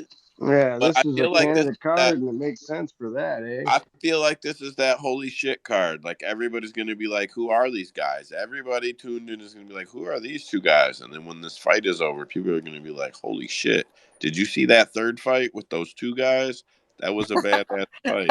I mean, I know Hey, them because I watch every fight card, or at least I try to. I missed out on this Hey, week's one. Imavov is French. I know he's not Canadian French, but he's still French, so he should still get that main love card in Canada. Come on, man. I thought he was Russian, or is he part French now? Oh yeah, I think he was on the yeah, Paris I card. think Yeah, he's you're right. from Paris, bro. Okay, you're right. Well, on the notes I had him as Russian, but I guess he has both nationalities. If he is Russian, that's new. That's news to me. Now his last name sounds Russian, but definitely. Got an OV at the end. Got to be Russian. Anybody betting this fight? Yeah, I got my lot. But hey, but I ain't gonna lie though, Yeah, Adam, fuck it, man. And he not too bad though. he not too good neither, bro. Nah, I was like really looking close. Nah, he is pretty good. Like, I don't know, man. I honestly think it's Malott early or Fugit late. Yeah, because if Malott can't get it done in probably the first round and a half, by the end of the second round, Adam's going to have him down. Like, let's be Probably clear. gas too. Yeah, Adam's down. But I'm high on Mallet. I think he's got it. Malott, Mallet, however you say it. I'm high on it. It's Malott, and then it's Fugue, not Fuck it. It is what I say it is. D Baby said fuck it, so I went with it. Fuck it. Yeah, but when you guys were talking about that, like when you guys were talking about if Malad doesn't win it early, then Fugue will. But you guys were saying Fugue will win it late in the third. I was about to say so. Then if Malad doesn't get it early done, then Fugue will say fuck it and then win in the last minutes. Fugit, if he was smart, would market himself as Fug It because kids would just like it because they can be like Fug It. And people would be like, "What did you say?" They'll be like, "Adam Fug It." What? That's how kids He are. definitely got bullied in high school. I feel like this is a solid. I feel like it's a solid lie. If you can live bet, I feel like you live bet this after the first. Otherwise, you probably just steer clear of it. Because I think, like I said, Malott probably wins most of the first round, if not drops him. And he's a solid dude. He's solid, well rounded, but he does have gas issues. So, like I said, I think after the first round, you probably get even a better line on Fugit, and then if you feel like he's gassing, I feel like it's a good hammer line. Trace, we'll fight that Malott gassed out. I don't think I seen that one. We'll fight he gassed out on.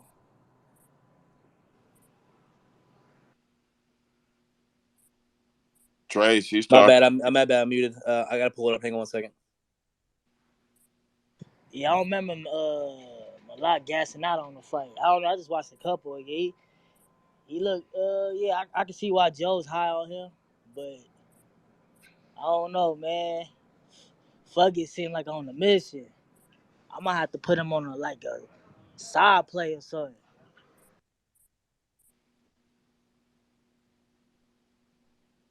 Well, if that's all we got on this one, we can go ahead and get right into the next one. But let's do this one a little out of order. Let's just go ahead and do Amanda Nunes, Marine Aldana next. That's mad disrespectful, bro. I know. Can you imagine having to fight under them two if we're Benil Dariush and Charles Oliveira? Holy shit. I'm not gonna honor that bullshit. So up next we have the main event or whatever. Amanda Nunes versus Irene Aldana. I said Marina a minute ago. Versus Irene Aldana. Nunes is 5'8", 69 inches of reach, fights orthodox. Irene is 5'9", 68 inches of reach, fights orthodox. Amanda lands at 4.4 per minute. Irene lands at 5.3 per minute. Amanda absorbs at 2.7 per minute. Irene absorbs at 5.7 per minute. We do not have to make it very far to know that is going to be a huge fucking problem for her. Amanda also averages 2.5 takedowns per 15 minutes. Irene averages none. Both women have just a hair over 80% takedown defense. Both women are 4-1 in their last 5. We know that Nunes got stopped by Pena, and and Irene dropped a UD to Holm. I'll be honest, I'm on Amanda because Irene is going to let her hit her. And that's probably the only reason. I think Amanda's hitting an age and a point in her life where, like I said about Valentina earlier, I think Amanda's got to be getting past fighting. And other people have talked about it. I'm not the only person. Like, I think she's got to be past fighting. So I'm going to take her, but I'm not betting her. I'm just picking her for the space. I'm not on this fight at all. Marin, go ahead.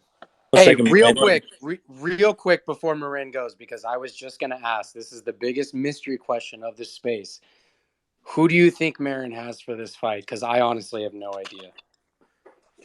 You have no idea, huh? Oh, bro. yeah. Yeah. Hey, D baby, it was Mickey Gall. He started getting pieced up. He started getting pieced up in that round. he started slowing down, and Mickey Gall started. If you're getting pieced up by Mickey Gall, that's not a good sign, bro. No, Vicky God beat my superhero CM Punk that one night, and I cannot forgive him for that. But honestly, I just put my hand up just Andrew beat me because I was just gonna say that all these stats that Joe just put out, these are mere stats because Irene is gonna come out as champion, and we all know it. If instead of like the hand up or the laughing face, if I can just have a Mexican flag in there, I'll for sure put it up. Marin, can you just say it one time for the space?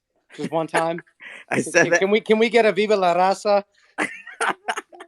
I said that all of these stats that they're just mere stats because at the end of the day, on Saturday night, what is it? Well, it's the main event. So what, like 10 p.m.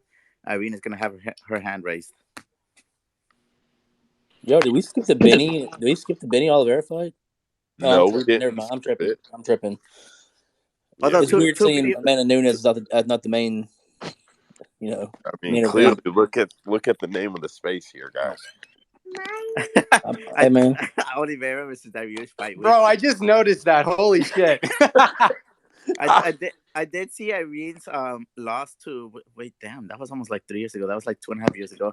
Irene's lost to Holmes, and that was pretty obvious. Like she lost that fight, but she's made adjustments ever since, and I mean, hopefully she wins this one too. I've seen a few people on that side. A lot of people seem to think Irene Aldana is the better striker here, which she very well could be. So we'll see. Go ahead, Cade. Amanda Nunes by complete domination. There is no path to victory for Irene here. I don't know what the fuck everyone sees in that because there's hype about all the Mexican champions and everything over the last year. Like this is Amanda might kill Irene, dude. So what I'm Like, hearing, Cade, is people are saying that they think that Irene can keep it competitive on the feet, that she's the cleanest striker, and force Nunes to grapple, where they think Aldana has a better grappling advantage, better submission advantage. I think it was. That's what I've been seeing. I don't necessarily agree with it. I'm with you. I think she which isn't smashes her. true because I think Yeah. I think Aldana will get her ass beat no matter where this fight goes. Like I just think there's levels to this, and I don't give a fuck if you think Irene's gonna win this fight. You've been in library space too much. Hey, no. I haven't Shots even been on Twitter fired. like that. I actually don't fuck with him, so. Benny, go ahead. We Go ahead. know why you're picking him, Moran. We know why you're picking him. Mexico pride, brother.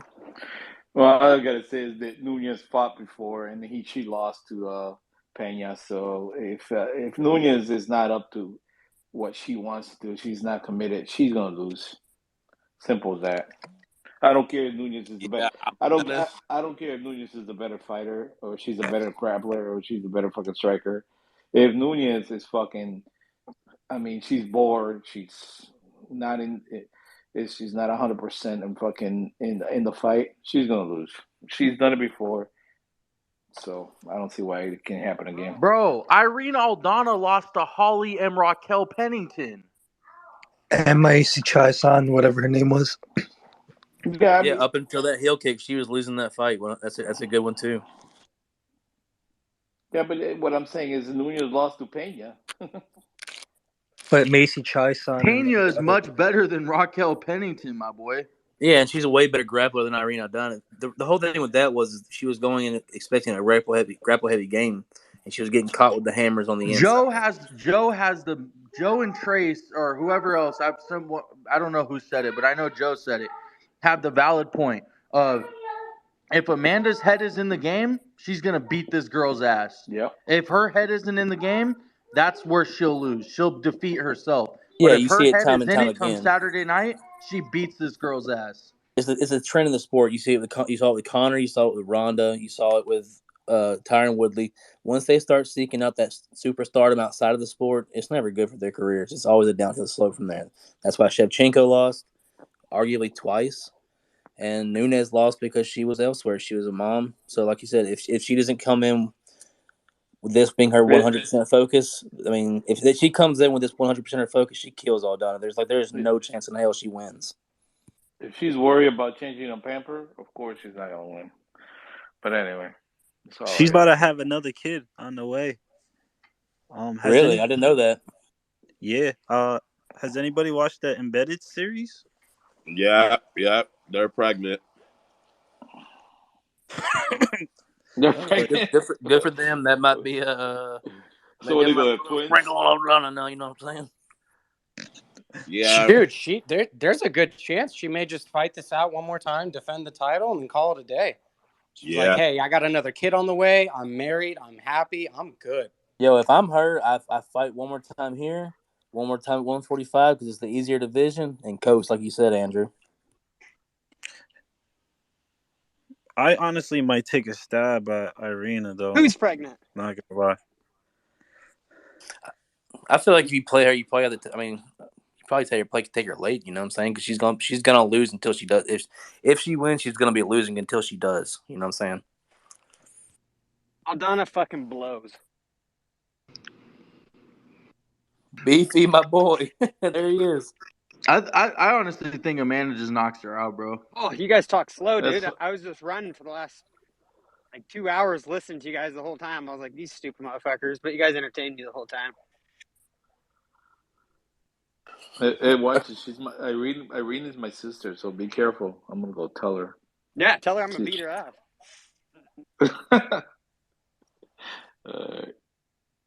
Tell her to watch out for overhand punches. Overhead punches from Hail Marys, Hail makers. Overhand punches, because them motherfuckers are gonna hurt. Well, isn't she taller than her anyway? I don't know. Who cares about this fight? Anyway, I gotta let who's up? Andrew. What you got next, bro? Oh, bro, I'm in the garage. I don't have it in front of me. I'm Oh, sorry. that's okay. Marin, what you got next, bro? Well, it's the co-main event, but you're calling it the main event. So, what are we calling it here? What is it? What do the people want? Let's not confuse people. We've got the biggest fight of the night. All right, guys. I got you guys. So next up, oh wait, let me see. D baby wants back. So next up, it is Charles Du Bronx Oliveira. He is fighting Benny. I don't even know his UFC nickname is. Dariush. Charles is 33-9 with 1 all contest, while Benio is 22-4-1. Charles is 33 years of age, while Benio is 34. Jesus, let me keep on. Damn, this thing just decided to reload right now. Charles is ranked number 1, fighting out of Brazil. Benio is ranked number 4 in the lightweight division. He's fighting from the USA. He is coming off a win, while Charles is coming off that Islam loss. Oh, wait. Benio is also representing Iran. There you go. They're both 5'10", 74 inches of reach for Charles, 72 for Benio, 41 inches for both guys of leg reach. And if we look at the odds, give me 1 minute. It's also loading right now.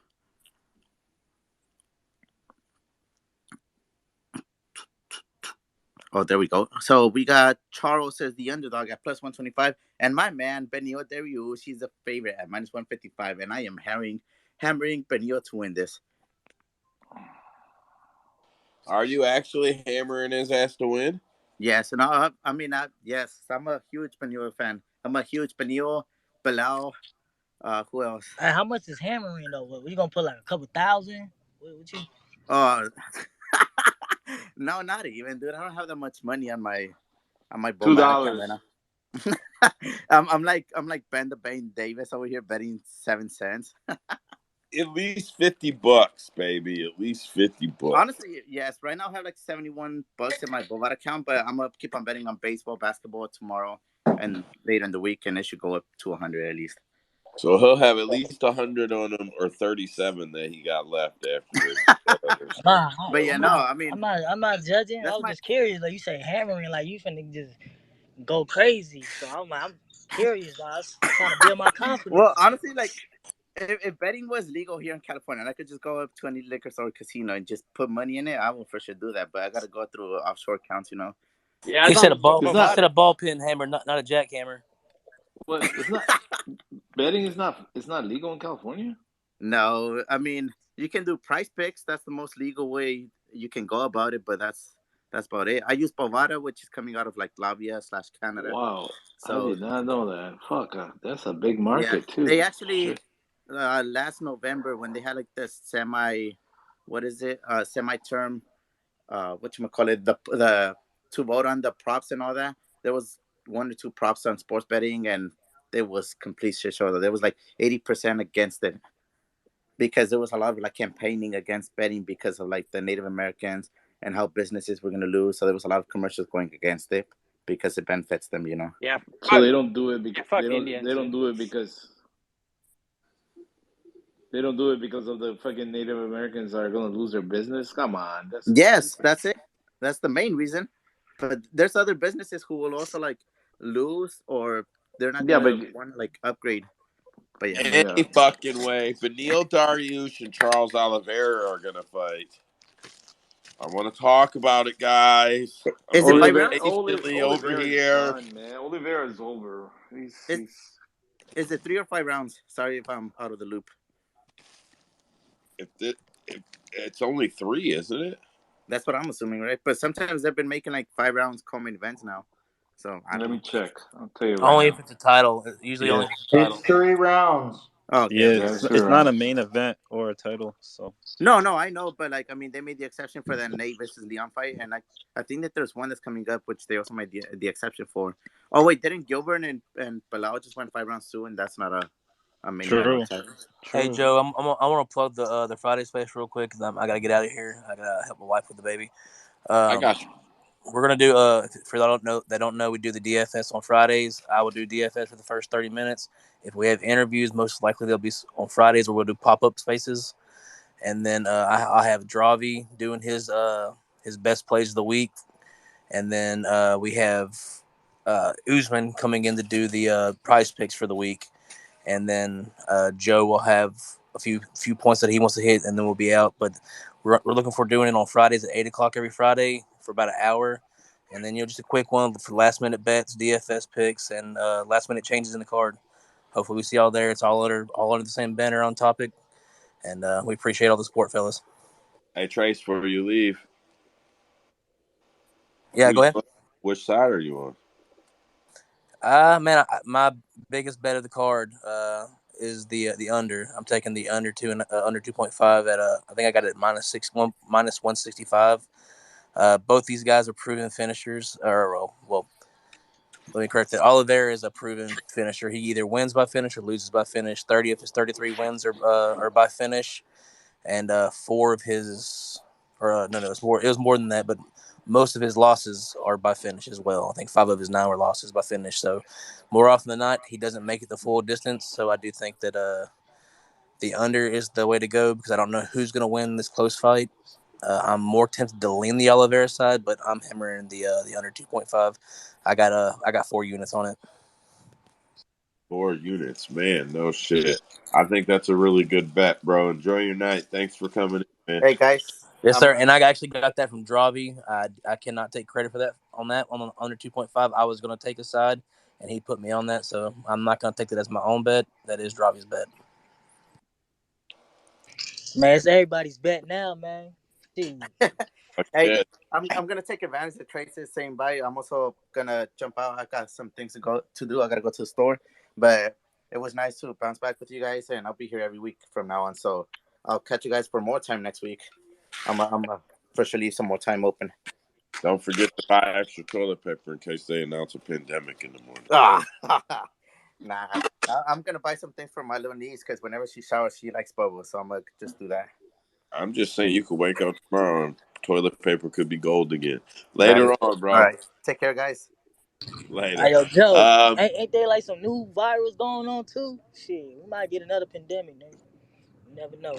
I don't know, bros. The UFC was MMA and betting was popping during the pandemic. So for what we do in here, it might not be so bad. Um, You man, wish, I'm man. I'm not on either side on this fight, and like my short list, like not trying to make it deep, bro. My short list includes John Jones, Charles Oliveira, Bilal Muhammad, Benil Dariush. Like these are my guys. Like these are the guys that I think are the best in the world, right? So like I'm not betting it. I'm not betting on it. I think that under 2.5 bet is fucking super slick if you're looking for something on this fight. I am like super fanboy when this fight comes on, no problem. Like I'm just gonna sit there and watch. I won't even turn my fucking head while this fight is on. If they cut to commercial during the pay-per-view, which them motherfuckers will, in between the rounds, I'll be pissed. Like Nah, I I'm don't think they watching the do that shit on out pay of per it. view. I don't think they do that, right? I don't know. They bet fucking not. I don't motherfuckers. USC be selling everything. You see, you Hey, put your hey, Joe, yeah. My fault.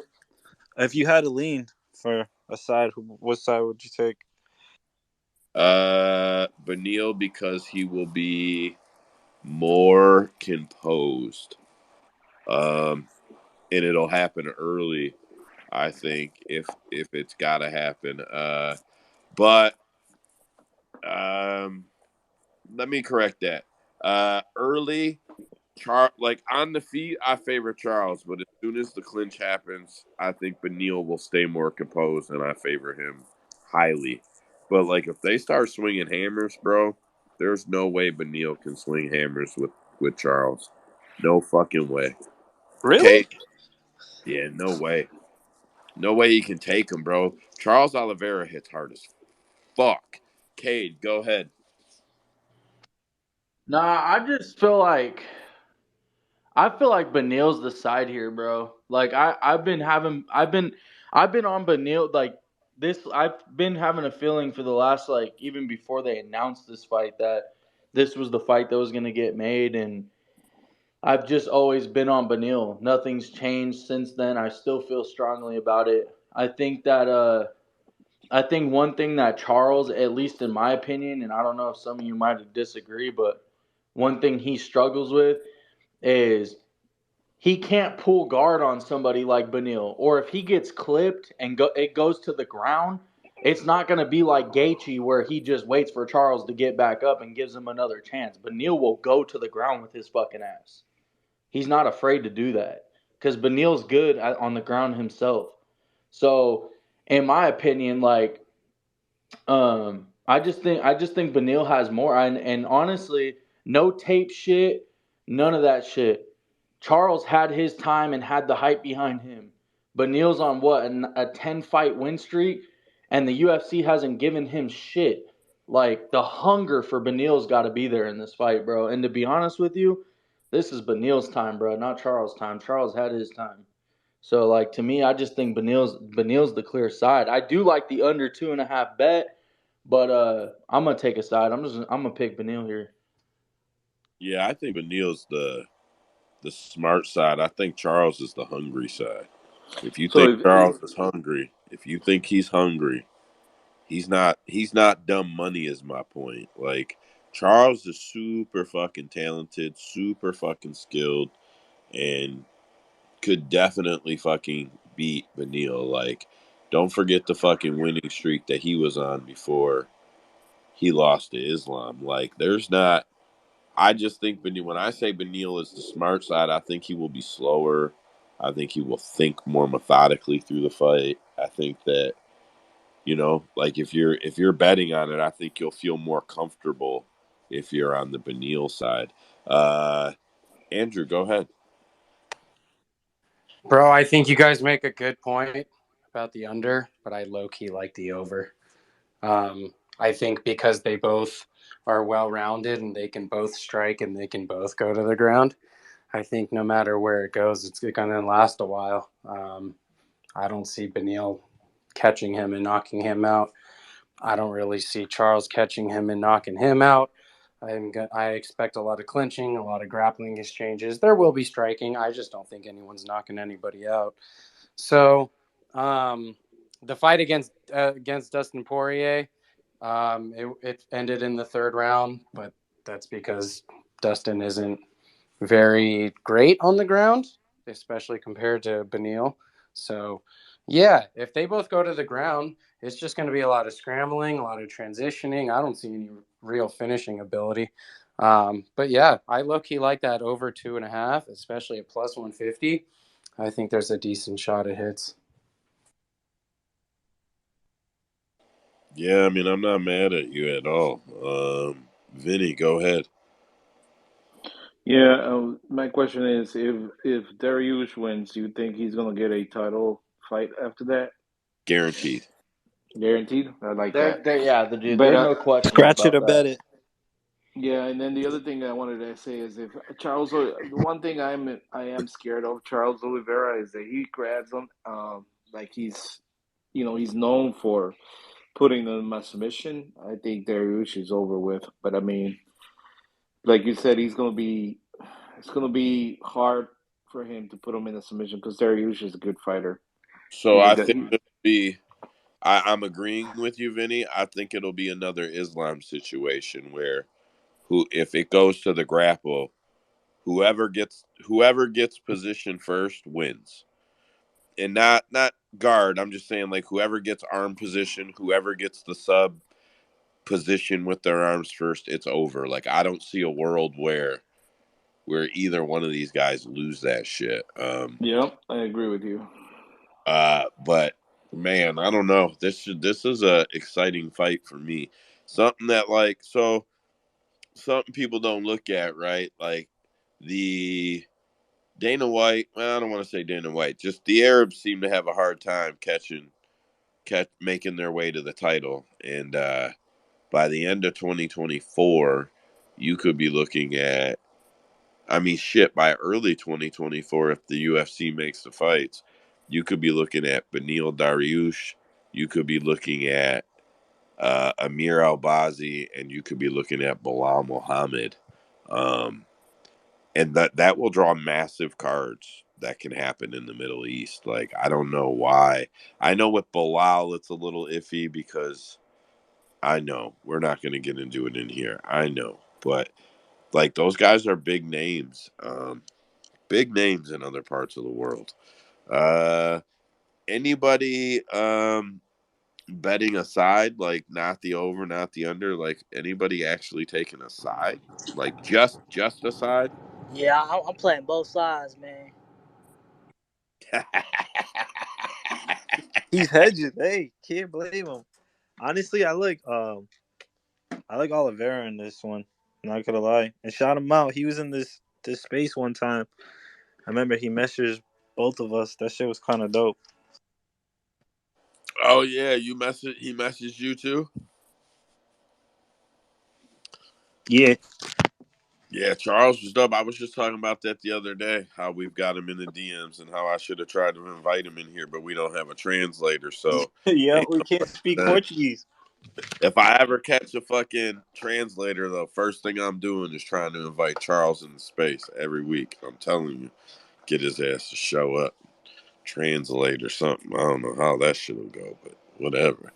Um, well, I guess that pretty much does it for that card.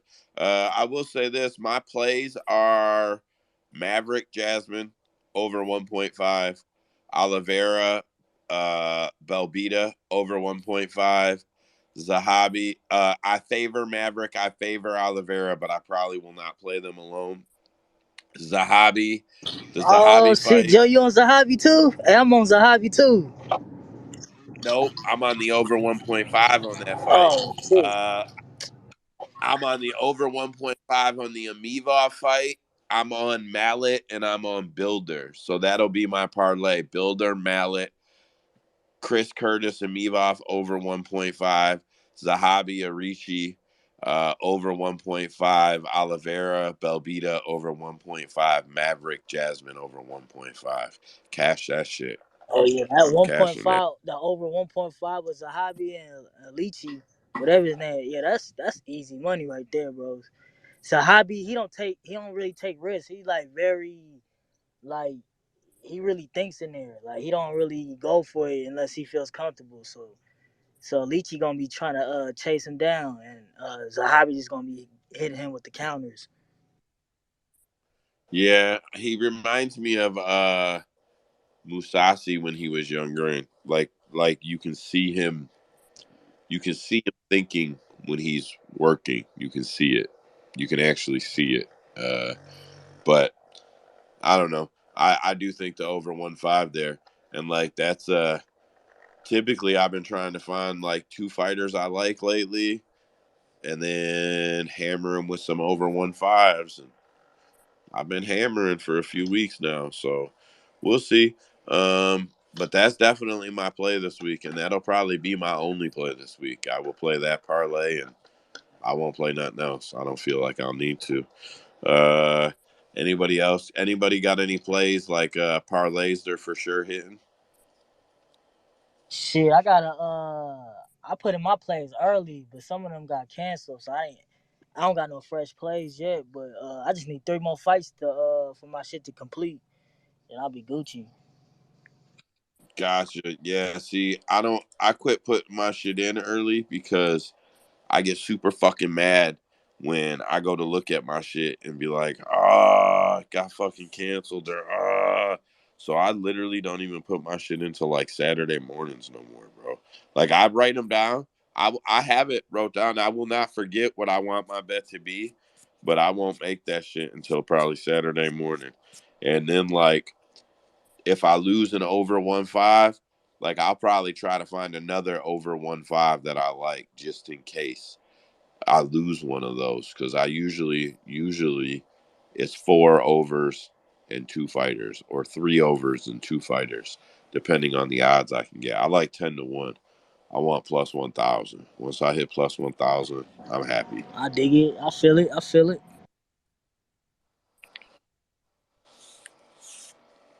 Trace, you back? Yeah, man, I completely forgot to shout out D Baby, man. D Baby's supposed to make his way out to the Friday space as well, if he can, if he's got time. I know he's a busy man, but he's also gonna give off that baby parlay if he can cook one up in time for us. Uh, I gave you a shout out 2 days early, D Baby. Good looking out, bros. We all trying to figure it out. Nothing special. You know what I'm saying? But yeah, Yep, let's grow together. Let's grow together, boys. appreciate you though. Man, I've been trying to build this website with these parlays, and dude who helps me is foreign, and he don't know shit about what he's doing other than like he gets what he's doing, but he don't know shit about like betting and MMA. I've figured out like he don't know shit about it, right? But he's starting to really figure out what Cap MMA is all about, right? So I know he must be thinking like, damn, how come like every random 2 or 3 weeks you just be filling the little account up and funding all this shit? I know he's got to be starting to think like, wait a minute, this motherfucker, he's got to like, if he ain't figured it out, I'm not telling him. Like, leave it at that. Man, it seems If he like ain't Sanko be on that shit. Or on what? be acting clueless.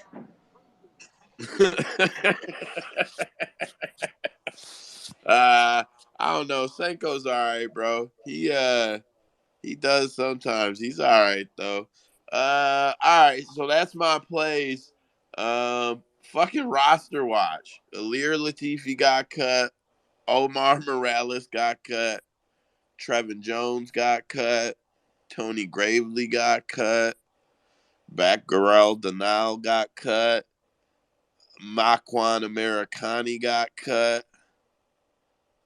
Munir Lazaz got cut. Joseph Holmes got cut. UFC just said, fuck it. Cut them all. I don't know. They said, Dana, what do you want us to do with this guy as a fighter here? He said, fucking cut them all. I don't, like, damn. He did not want to deal with that shit. Right the fuck on. I don't, was Holmes doing that bad? Like, I got him right here in front of me. So he was, okay. He was 1-3 in the UFC. I guess he was. And then but like Makwan Amirkhani, there's no way he was doing that bad, right? Oh wait, he was the biggest fade in UFC history. I forgot about that guy.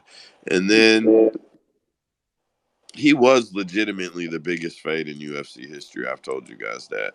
And that was over Jared Vandera and Chase Sherman, for the record.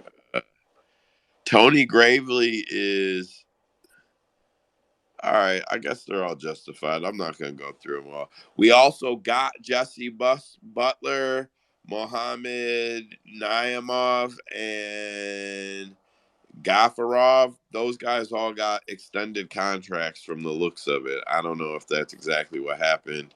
if they all got one fight deals or something and then got picked up. I don't know, but every one of them guys seem to be on the roster now, according to the roster watch. So we'll go with the roster watch on that. Andrew, did you have a chance to look at any fight announcements? Yeah, we got a few this week, man. What you Definitely a got? few. Austin Lingo is going to be fighting. I don't know how to say his first name.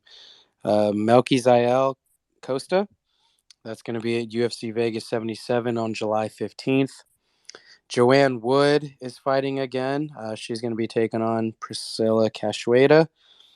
It's just crazy to think that like a year and a half ago, she's fighting top 5, top 10 chicks in the world. And now this one in her last fight against unranked women. It's crazy. Roman Kopylov will fight Claudio Ribeiro at UFC 291, July That's a 29th. good fight. Yeah, I think that'll be an interesting fight. Hopefully it stays on the feet, too. That'll be fun. Let me guess, 291, right? Yep. Fucking Yes, cock. sir. Matthew Semmelsberger, Semi the Jedi. He's going to take on Johan Linus. Pretty sure that guy's Canadian. That is also at UFC 291. Alexander Romanov is going to take on Blagoy Ivanov at UFC Vegas 76 on July 1st. I definitely think Romanov bounces back this fight and whoops Blagoy's ass. I'm guessing he's probably going to be like a minus 200, minus 250. So we'll see. But I definitely think he bounces back against Blagoy on this one. This is rescheduled. Polyana Viana and Yasmin Lucindo. It's going to be UFC Vegas 78 on August 12th. This one's going to be fun. I always like watching GM3. Gerald Mearshart. He's going to be taking on Andre Petrosky at UFC 292 on Ooh, August 19th. who you got? Man, I am inclined to take Petrosky because Gerald has been slowing down. And he hasn't looked great his last couple of fights. Andre's younger. He's hungrier. I know people still think he has cardio issues, but I don't know, man. I think he gets this. What do you think? I lean Petrosky right away, to be honest. Yeah. Yeah, I just lean Petrosky right away on that one. I don't think he'll be like a huge favorite or nothing, but I feel the same way you do. Like when I'm not trying to be mean, when I think of GM3, I think of old GM3 now. Like that's just whatever it is, what it is. I think I'm picturing him as an age weathered, more recently beat up version, and that's who he is. So yeah, I agree. Eileen Petrovsky. What else you got? We have Yana Santos taking on Macy Chiasson at UFC Vegas 76, July 1st. Yay! I will fucking bet you $1 million that's going to be like the co-main event. Watch. Just watch. They're going to sell that shit to us. And then the main event of that one is going to get canceled. And then this is going to be your new main event. Just fucking watch. Hey, bro, if I get out to Vegas 2 days early, can you help get me into there? Probably not, fucker. I could ask. I don't know if I actually could pull that off anyway. If you somehow could, if it's realistic, let me know. And then I could ask for you. For sure. Ooh, all right. I might. Anyways, what you got next?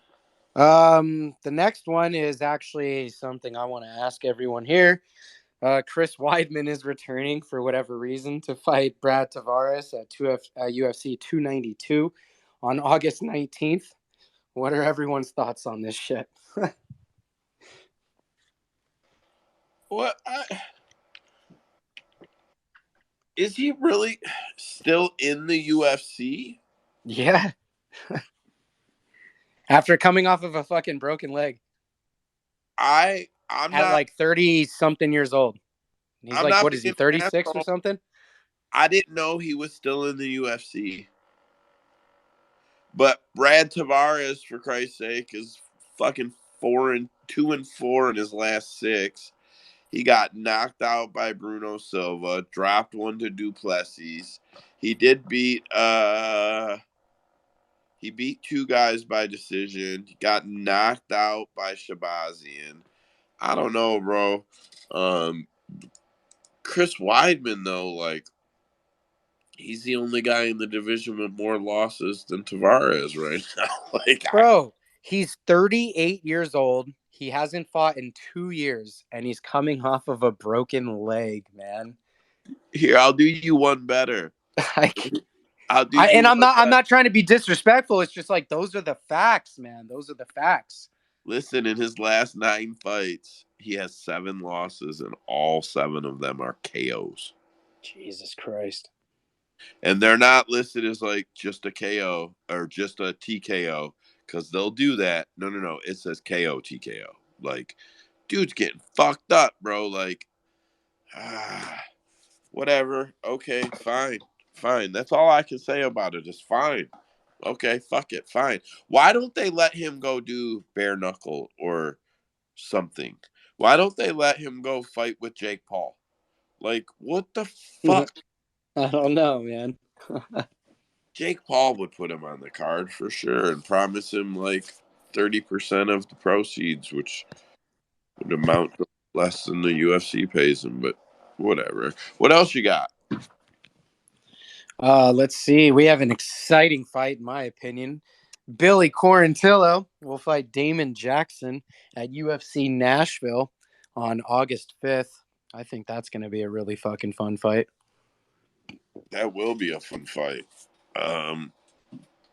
Yeah, I like Billy Q. That's a fun fight. Yeah, and he's coming off of a knockout, and he's going to face a wrestler, so this should be interesting. This should be an interesting fight.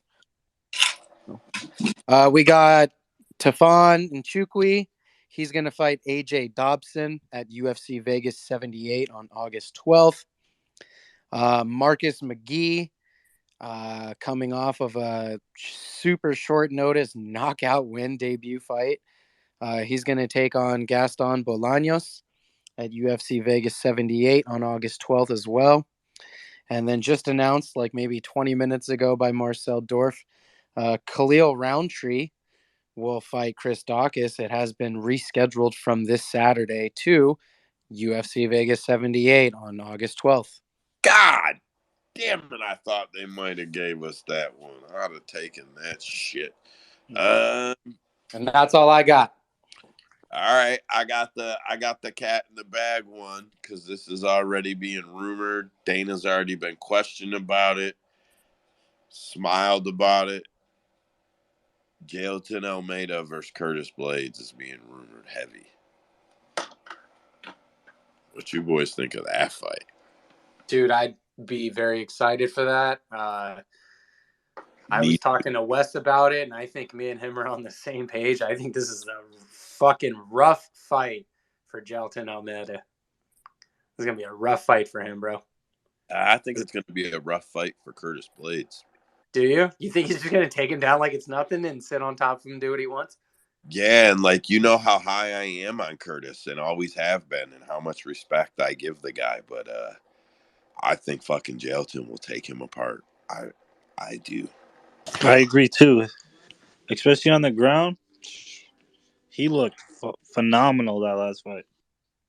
Yeah, and maybe I'm wrong, but like I think I think you'll get Jailton Almeida at plus fucking money. I'll tell you what, bro. No if that way. actually happens, cool. But right now, the way I feel about it, he's going to have to fucking show me. He's going to have to show me what's up. If he does, he does. Cool, but he's definitely going to have to fucking show me. And you're just saying he's been able to take people down at fucking will, but he's been facing non-wrestlers. He's facing all pure strikers, all out-of-shape heavyweights, and now he's don't get me wrong, Curtis Blades is coming off of a knockout, but he's not going to have to worry about that because Almeida hasn't shown the ability to strike at all in the UFC. He literally does the same exact thing in every fight. I'm curious. If he can get it, cool. If he can get that takedown and then do his fucking crafty shit down there and sub him, cool. But I don't see it. He's going to have to show me, man. Yeah, I mean, this is one of them moments, right? And Curtis will need it, but Curtis is also a choke artist. When it matters the most, you can count on him to fucking blow it. So, and I do like the guy, but yeah. I think what would help him in that is if it's not like headlining a fucking fight night. I think he needs to like just maybe be on a main card and be like the first couple fights. Because if I think I agree with you. If he has that spotlight, he doesn't do well. He really doesn't. Like it. Yeah, it's not a shit talking thing. He doesn't do well. All right, I didn't jot down too many of them today. A couple quick ones. So everybody is surprised that the tough ratings are what they are. They were like 300,000 in viewership I seen last week, right? And they're saying that it was 620,000 when Connor did it in 2015. Like, bro, Connor's fame is not where it was before. And what did the last season of Tough do? Because I'll bet you 300,000 tuned in is fucking huge compared to whatever the last season did. So, like, I don't know what they What are you expected. trying to Like, say? You trying to say that Juliana Miller and Brian Battle didn't get up hundreds of thousands of views? I'm trying to say people want to act like 300,000 live viewers isn't a big fucking deal. And it is. It It is. is? Yeah, for like a fucking cable show on ESPN that's a TV show, I think it is. It's on ESPN Plus, actually.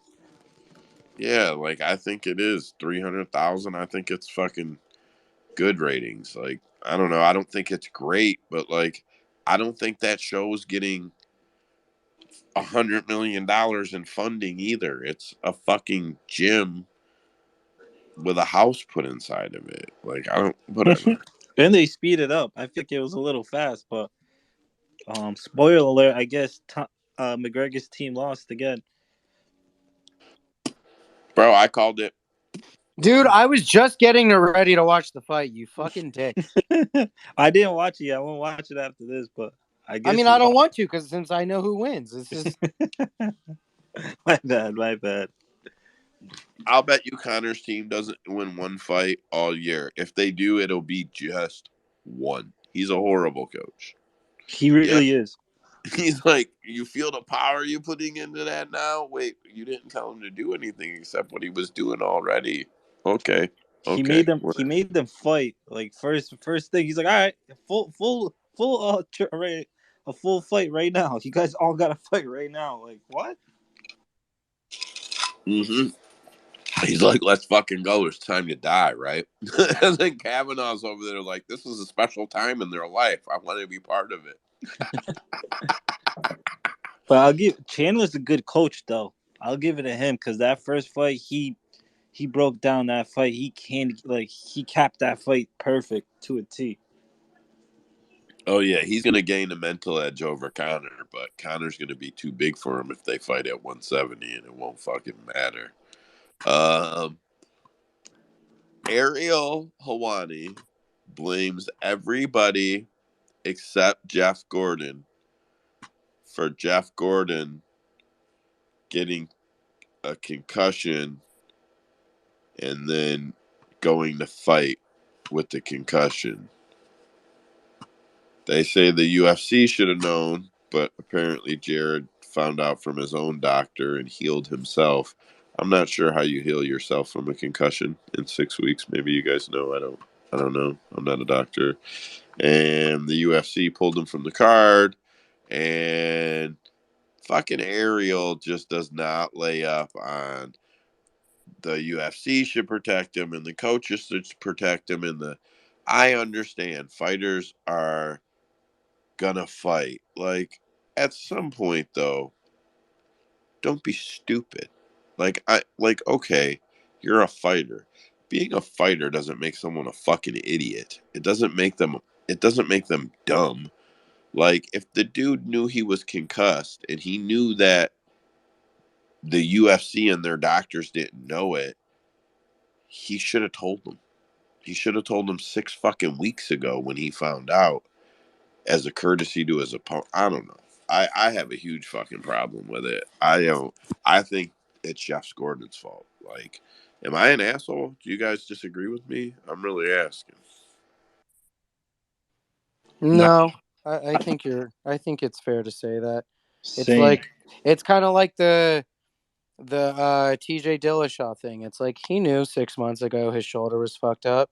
Now, from a personal and selfish standpoint, yeah, man, he's trying to feed his family. He needs a paycheck, so he did what he did.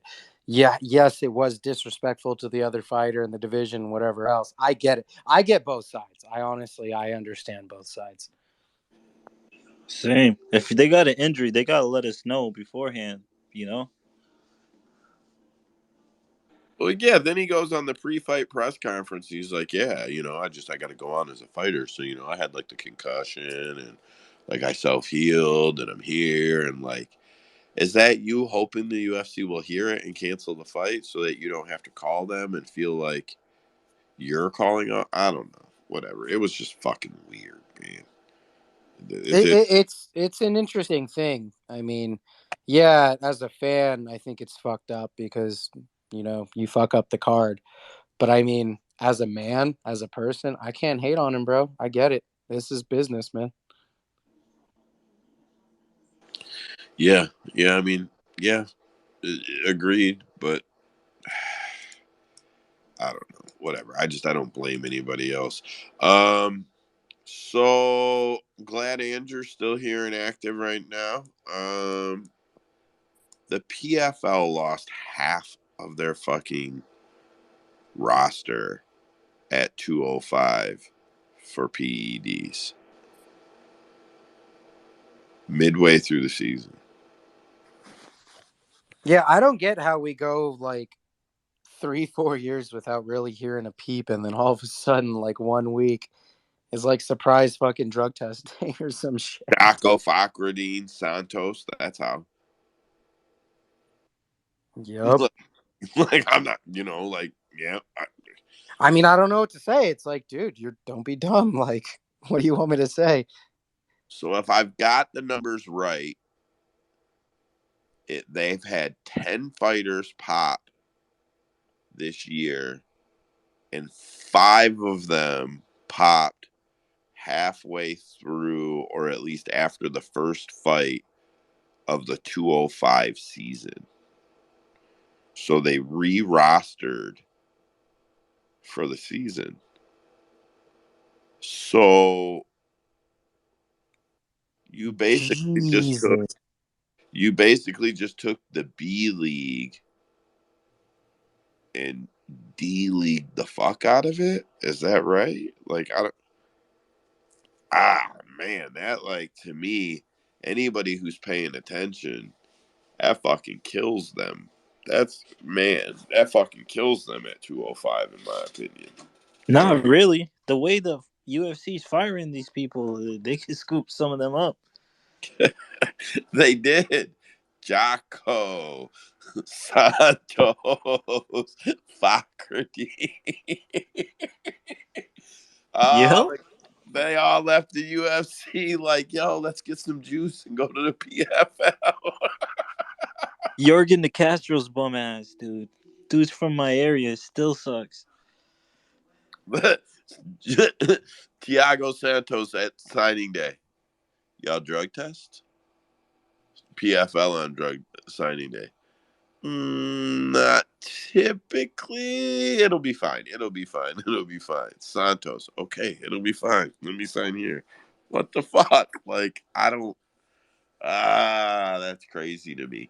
But I guess it wasn't even the PFL that caught him. It was Nevada. So now Dana was joking at a presser how the PFL's not going to come back to Nevada because Nevada fucking tests their fucking fighters. Bro, the PFL is zero threat to the UFC. They're not supposed to be. They're Except for supposed to be a nice alternative. Let them be what they're supposed to be. except for the owner of the fucking PFL, the head guy, went on a fucking internet rant last week saying how they're going to be bigger than the UFC And Yeah, what the same way that Scott Coker thinks all his champions are the best fighters in the fucking in Bellator, and guess what? He's selling his shit. Scott Coker isn't raising $280 million. Bro, I just watched the fight for the Ultimate Fighter. Holy fuck. Beat his ass. I saw Oh, it too. dude. I saw You the guys, win. yeah, watch it. You'll enjoy it. Jesus Christ. Yeah. Nice. I seen how he finished him, but I didn't watch the whole show yet though. All right. Oh, So I won't watch the show anymore. I am so far off this fucking Connor train. It's not even funny. I can't watch his theatrics anymore. I just skip all the way till the fight. dude, he looks like, with that suit on, he looks like a fat guy that just lost weight. He looks like a middle-aged fat guy that just lost some weight so he can go play with the boys again. Like, he looks fucking so stupid. He looks so fucking stupid. All right. So this one and then the closing topic. So Michael Bisping believes that if Tyson Fury versus John Jones went down, it would mirror the success of Floyd with Mayweather versus Conor McGregor. And initially, I was like, don't be a fucking dumbass. But then I thought about it. I don't know if it would mirror it, but man, I bet you they would break 2 million pay-per-view buys. All I gotta say is Dana White's one of the biggest hypocrites I know. Who cares? I don't care. He just didn't like Francis, dog. That's plain and simple. Facts. He's hating on him. Bro, so Francis thought he was something that he's not. And Dana's got to roll on. I'm not. Everybody's like, oh, how dare Dana come out and put out the fight news for 291 the day of his announcement. And promoters, bro. Like, nobody was mad at PFL for putting out the news. Oh, but you're mad at the UFC for having big news? Like, it's the stupidest shit ever. I just want to say, I've talked about this in this space before. I have absolutely told you guys, John Jones is undisputedly the motherfucking GOAT. He never even had to get in the cage with Francis to take his belt and his match with Tyson Fury. He didn't even have to fight him. He had to. This dude is the GOAT. Fucking Francis is over there at PFL going, we're the best. We're the best. We're the best. And like Dana and John are over here laughing their asses off, going, right on, bud. Like, I don't, And the man. funny part is that you got Francis like still asking Fury for the fight over in PFL, like, hey, I'm over here, We could make we can still something make the happen. match. Yeah, yeah, pitting the speed bag and shit. Like when all this news is breaking out that Fury wants to fight Jones now, it's just, it's pathetic, man. All of it, it's funny. Yeah, Yeah. but Dana White, he's like, we could make that fight happen, I made that Mayweather happen, We can make this one happen. Like, what the? So, all right, I'm not gonna put my I'm not gonna put my foot in my mouth and try to defend a point that's not real. But I will say this.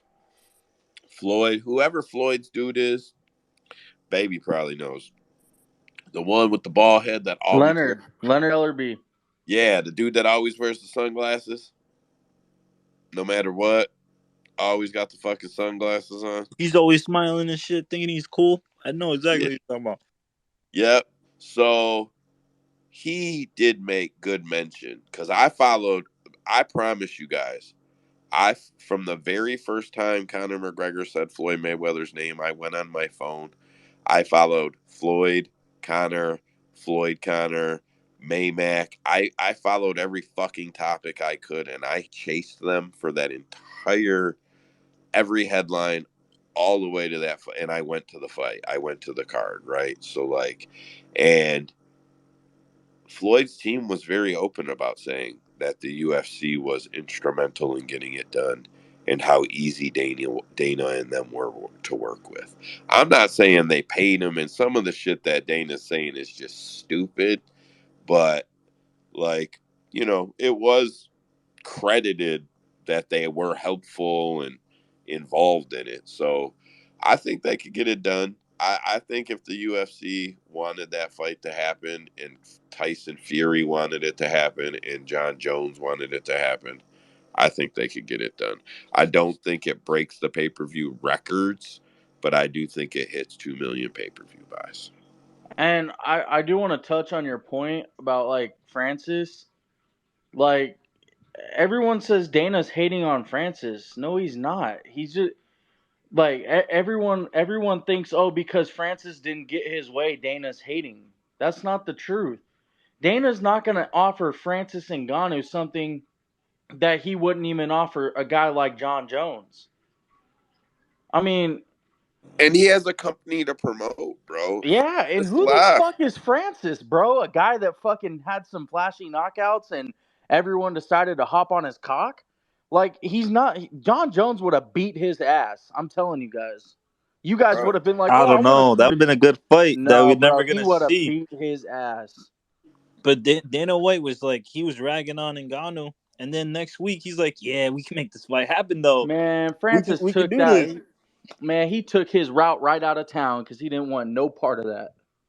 So the truth, the big truth of that is, and I did mention this before, is it was very intuitive for Francis that John lost or struggled with Gon because of the manner in which John dismantled Gon. It dismissed Francis. It's not the UFC that did it. It's not because anybody can say anything they want. Like I listen to all the fucking crybabies at MMA fighting. Every one of them fucking whine and fucking cry in every way they can about it. And then I listen to every single one of them pick John Jones to beat Francis without a question. So what the fuck are they whining about? You're whining that Dana shits on his news. Dana's stealing his fight. Dana's doing this with the baddest man on the planet. Yeah, but then you pick John to beat Francis. So you agree John is the baddest man on the planet. Francis got to pretend.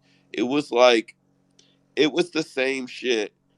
Francis knowing John was coming was the same shit as DC getting the belt after they had taken it from John, after John beat him. Like, you just get to be the champion. You're not the guy, you're just the champion. Like, it's the same shit, man. Like, Man, John, fuck Francis, man. Just everyone's talking like he's got everyone talking about him, bro. And honestly, the whole free agency thing and him dragging along where he was gonna go, and just there came a certain point in time. And I'm not trying to be disrespectful, but there came a certain point in time. I mean, me and other media members talked about it, and we were just like, bro, at this time and at this point in time, we just don't give a shit anymore. If he goes to the PFL, great for him. If he goes to fucking Bellator, fucking great, man. But like, go do something. yeah, he drug it on for too long. He acted like he was the shit, like he was the number one thing in the history of the sport. Like, man, get the fuck out of here. Let's just book Sergey Popovich and fucking John Jones and call it a day, bro. Yeah, because Sergey was beating Francis anyway. Let's be clear about that. Sergey was definitely 100% beating Francis. So I'm not. It don't. Yeah. That would have been a good fight, though. I don't know. That would have been a great fight. It would have been an exciting fight to see, but Sergey would have beat Francis in my opinion. And I'm not just being a hater. I think they're both better than Francis. I think Gon is 3-4 fights away. He's better than Francis will have ever been. He just needs a few more fights at the high level. Like if Gon could figure out something with his ground game, he's better than Francis for sure. Yeah. Nah. Yes, he is, bro. He's the Bro, way have you better ever striker. seen some of the Francis flurries in slow motion? Dude misses like 11 or 12 punches in a row and then knocks Rosenstruck out with one. Bro, Like, I Gon is won a the lot of money on best that fight. outside of like John and some even Sergey, bro. Like I would even argue this. At the pure striking, technical striker, I think Gon is the most skilled, talented, skillful striker that we probably I'm guessing ever seen as a heavyweight. The problem with Gon is he can't figure it out once it gets to the ground. Once it goes that you get him to the ground and he's lost. But on the well, when feet, you're allowed to catch his leg kicks instead of block his leg kicks, he can't deal with that shit either. yeah, but I mean, I think Cyril. I think you're right though. Like Cyril Gone to me, if he could figure out a couple things in his game and just patch up a few holes in his game, like he's legit. Yeah. Yo, Andrew, what's your thoughts on this? I'm curious to know what are your thoughts. On what exactly? On Francis? Yeah. I think I've said this many times.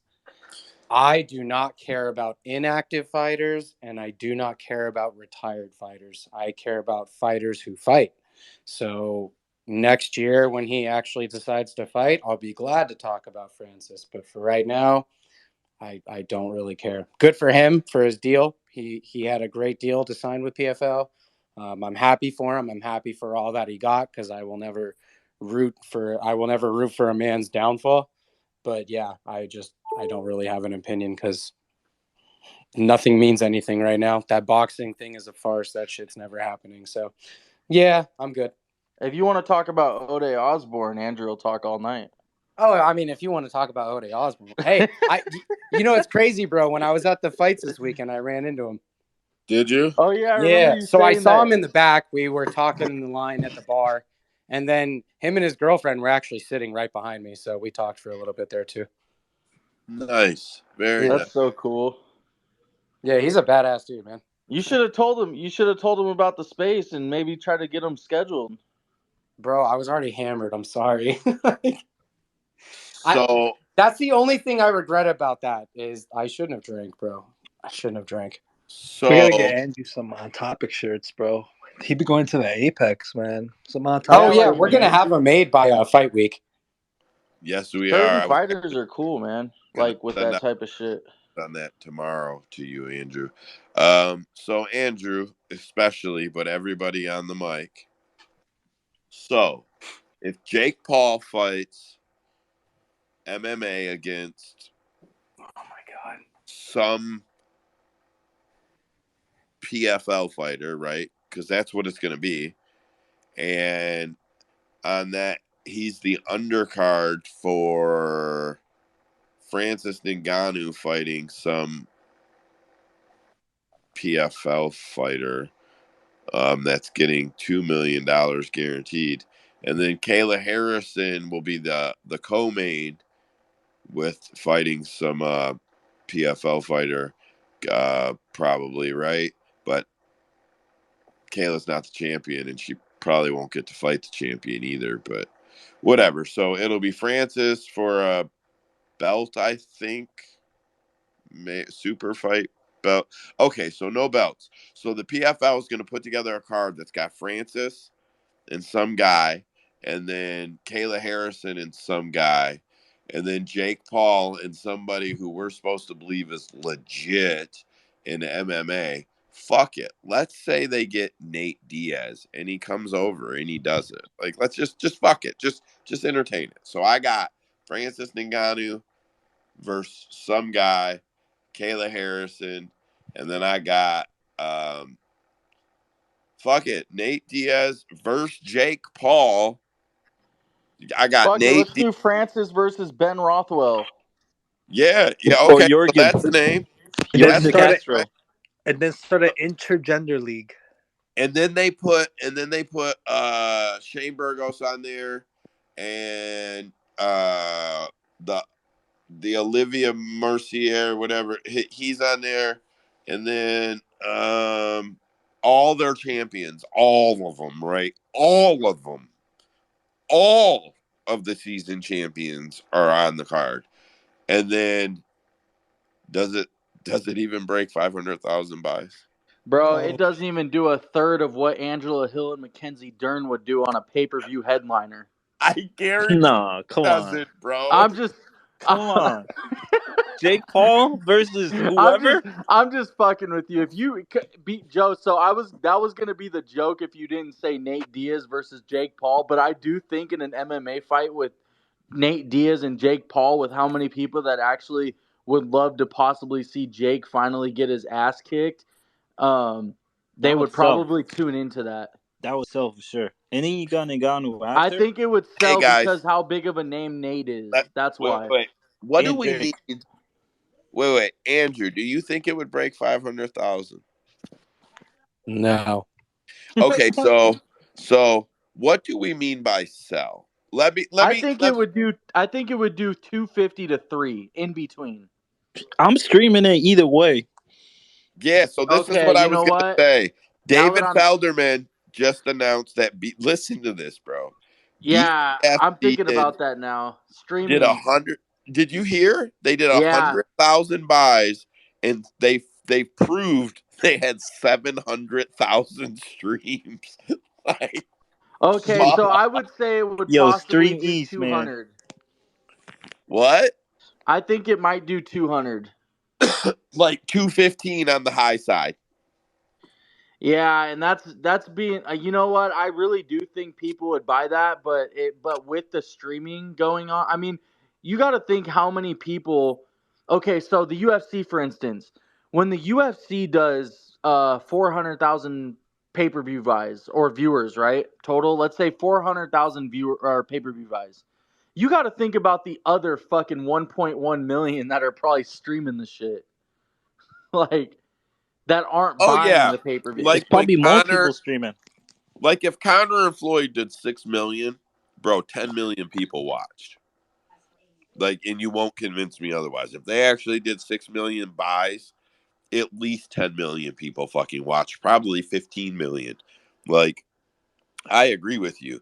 So if a card sells 800,000, 2.5 million people watched. But I do tend to believe, and this is just my opinion, and I get it. The PFL, Bellator, and those guys, they don't hold the UFC's jockstrap in terms of numbers and buys and shit like that. But what I will say is the name Nate Diaz, whether you like him or you do not, it sells. And I think that if they were to get him on one of their cards, they would have the highest pay-per-view buys that they've ever had, probably in company history. I'll bet you Nate versus Jake boxing doesn't break 150,000 buys.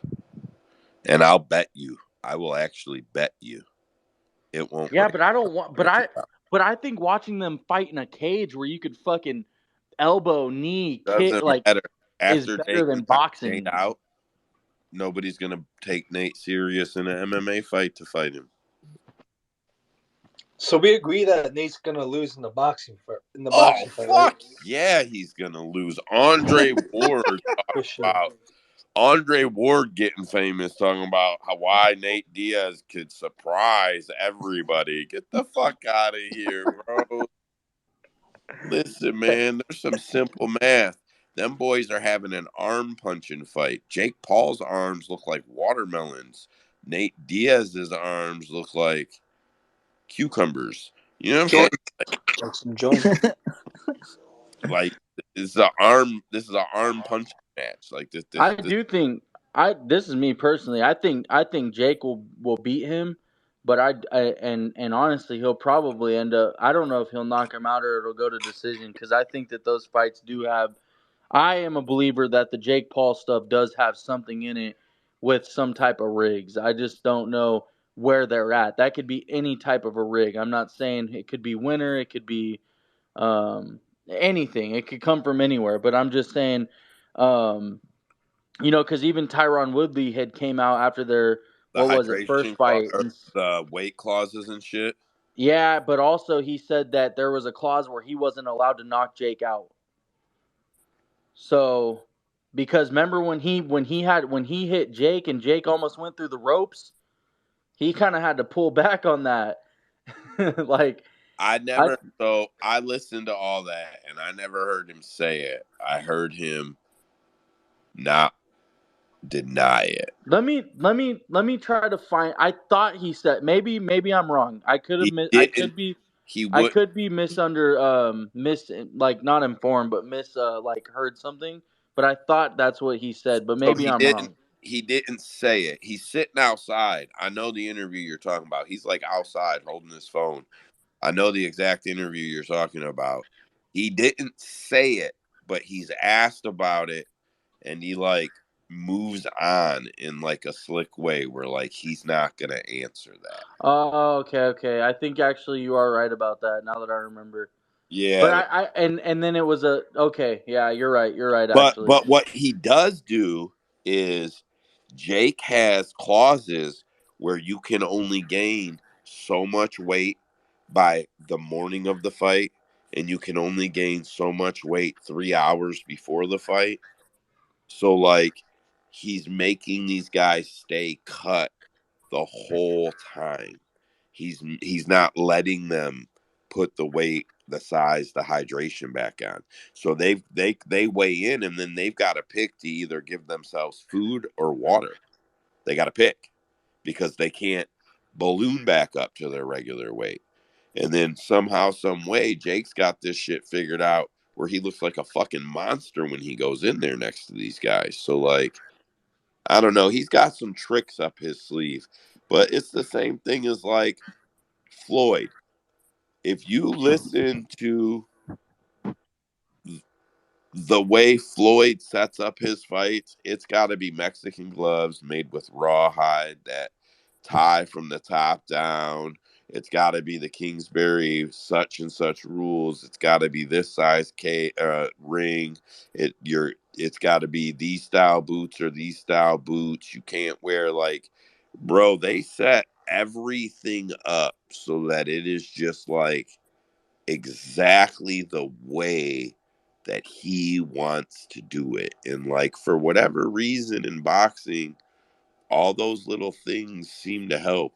And Jake's very good at that. And he's good at controlling the weight cuts and everything else. So I don't know. I really do hope that if this fight finds its way to decision in boxing, that is Jake's first opponent in the PFL. And I don't care what you think of Nate Diaz. I hope he beats his fucking ass like old Nate Diaz style. Just fucking doesn't care about blood, nothing. Just gets in there and just swings and just fuck. Dude, I just want to see this kid Jake get his ass beat. Fuck that kid. I, I want to man, I wish D Baby was here right now. So he can praise Jake. Yeah, No, why is that? Why do you wish because that? I got a little topic I want to hit and then get out of here real quick. I got these two little things, and one of them was, oh, there's D Baby right there. Did I say his name and he popped back in, or did someone invite him? That was crazy. I think he's just listening. D Baby, are you on the burner, bro? I literally said I wish D Baby was here, and then you were here. That shit was on his burner. intense as fuck. So, anyway, why? What is the argument that John Jones, and like I'm not being like crazy. We don't need to say why. But the people who have an argument that John Jones is not the GOAT, do we know what their argument is? Steroids, right? Why are we doing this again? Because I just wanted to point out, how come nobody talks about Floyd Mayweather pop for steroids? He weighs like 120 pounds. Yeah. So what? Them cardio steroids are no joke. Andrew, you know Joe got to get his last topic about John in before we close out the space. Bro, we already talked about John in this space. Why are we doing it again? We're not talking about John. We're talking about Floyd Mayweather pop for steroids. How could he be the GOAT? Bro, let's talk about how Gaethje's about to knock fucking Poirier the fuck out, Joe. Let's talk about how you don't even believe that. Let's talk about how he's gonna do headshot dead, pound for pound. So just remember that I explained this to you. It's gonna be the jab and then the two hooks that set it up. Just like that'll be. Hey, Andrew. You remember this? Everybody faded Justin against Cade, and Justin beat the brakes off of Zeev. Now they're doing it again against Poirier. And No. the rest is the rest is to be revealed. I mean, yeah, I hate to say it, but I am fading him again. I think Dustin's the better fighter. But it'll be fun. It'll be exciting. Very, very, very clear. This is not the same as Fiziev. This is not the same as Fiziev. I think this is going to be a fun, competitive fight. Do you know why Justin Poirier was able to go in there and look as good as he did? I said Justin Poirier. Do you know why Justin Gaethje was able to go in there and look as good as he did against Fiziev, striking and composure and all that? Do you know why? Because he fought a smart, patient fight. Because he didn't fight Dustin Poirier. That's why. You think Dustin's gonna let him fight that fight? You're out of your fucking mind. Dustin, listen, nobody seems to talk about it, but there seems to be some real proof. Dustin Poirier hits hard as fuck, and he hits clean, bro. I'm not even dogging Justin out in any way. There is no better striker at 155 than Dustin. There's just not, bro. There's just not. So, and Justin does not wrestle. I know people say, "Oh, he's got this pedigree," but no, he don't, because he don't. No, he don't. No, he don't. So, it's going to be a stand-up war, and I do think Justin Gaethje is super good. I do think he's one of the top 5 or 7 people in the world. But, man, I favor Dustin Poirier to finish him. I can't wait for July 29th, you motherfuckers. Look at how mad he is, all perfect. I'm going to get y'all. Watch. All right, here's my closing topic. Here's what I got. So, I'm not doing the tap in or tap out, but this is where the topic comes from. So, on DC and RC, they do tap in, tap out. And one of their tap in, tap outs was Jim Miller is a shoo-in Hall of Famer. And the reason that was brought up is because at the press conference, it was kind of brought up to Dana.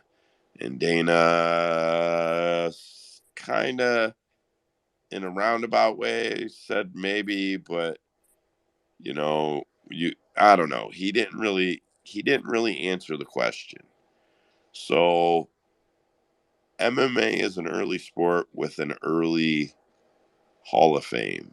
And sometimes in those situations, the Hall of Fame will just fill with people from the early years. But I do not think that just because you put in the time that Jim Miller did or Cowboy did, Cowboy's career was different. And it just automatically gets you in the Hall of Fame. I actually wasn't I'm not against it in any way, but I wasn't like, oh my God, yeah, Cowboy for sure, Hall of Famer. Like, guys like Robbie Lawler are going to get into the Hall of Fame because his fight is going to get into the Hall of Fame. I don't know. I don't think having 40 fights in the UFC makes you a Hall of Famer. Robbie Lawler was a champ, though. No? Yeah. Yeah. You know what I That's think his it is? resume. I think it's they're not going to call it this, but I feel like there should be like a longevity wing in the UFC Hall of Fame, because it's like, especially in fighting over any other sport, it is extremely hard to have a long career in fighting, extremely hard. And so you have these guys like Cowboy, like Jim Miller, Robbie Lawler, Andre Arlovsky. Even though, yes, some of them are champions, but you have these dudes who've been fighting fucking forever, who have like 30, 35, 40 UFC fights. And it's like, you can count on like one hand probably how many people have done that compared to the thousands and thousands of fighters that have fought in the UFC. So I think that alone just kind of like explains where the sport started from. And I think that alone is a really high achievement. So, yeah, it's not necessarily because the skill, but it's just the fact that you were able to do something that a massive majority of fighters could not do. So I think there's probably something similar to that. Because, like, I mean, in the NBA, Grant Hill's a Hall of Famer, but it's like, if you take a look at his career, he had a few good years, but it's like the reason why he's in the Hall of Fame is because he played for 17 years, and not many basketball players play for 17 years. So, yeah, I think it's just like an unspoken thing that they do. Yeah, Matthew Stafford holds a lot of records. He's not a Hall of Fame quarterback. He's gonna be though. Well, yeah, he just won a Super Bowl, so that's what I'm saying. Like, that's all he needed to wrap that shit up was. But you see what I mean? Like, yeah, Matthew Stafford owns a shitload of franchise record for the Lions. He has a lot of career passing yards, so I think he's probably top 10, top 15 in NFL history. But yeah, if you ask me if he's No. just like one of the elite quarterbacks in NFL history, I would tell you no, he's not. That fucker, no. He's in the top 5 in a gang of categories. Believe me, the people around here talked about it for a while once he started hitting it. But he got there because of years played. It's just one of them things. So okay, like And they have he had the legend best wide receiver. My fault to cut you off, but he had one of the best wide receivers ever. Calvin Harrison or whatever. Johnson, I think. Oh yeah, Calvin Johnson. That's right. But I don't know, man. I agree that it doesn't automatically lock Jim Miller in, but I see with what you're saying, like, so like I guess some fighters could just be inducted into the Hall of Fame, but not into a wing, right? Like you're not a pioneer, you weren't a champion, you weren't a legend. But when we bring people in, if it was a building, which it's not, when we bring people in, the first floor is filled with guys like Jim Miller and Andre Arlovsky, and like that would make sense, like in the format that it's a building and you can't walk into the Conor McGregor fucking display, you know? Um, yeah, I mean, I guess there's a place for those guys, but I don't know. I guess I got Get him credit, Joe. That knockout was sensational last it week. was. I just and like my problem is like I don't have a big problem with Jim Miller, but saying he's a shoe-in just because of the amount of fights that he has, I just don't think that shit's justified, man. I don't think that's legit. I had somewhat of a problem with Cowboy. Not a problem. That's not the right word. Like I was surprised that Cowboy's getting inducted. Like there's just other people that I would have thought could have came before him. So like I don't know. Just whatever. It's not a big deal. Anybody got any small topics or single topics they want to hit before we close it down? Well, then I guess that's going to be a night, boys. The regional odds over at Cap MMA are off when a fighter is over and under. We're doing some work through Python to create a formula that breaks breaks the odds back down into decimals, then re-averages them, then recalculates them into American odds. It's sent me back a few days, but it should be corrected, and then soon enough we will have our arrows up and our arrows down. Highest odds will be red, lowest odds will be green, or vice versa. Lowest odds will be green, highest odds will be red. We'll have our parlay calculators. We'll get it there. We'll get it there. All right. Anybody want to say anything before I close it out? Andrew?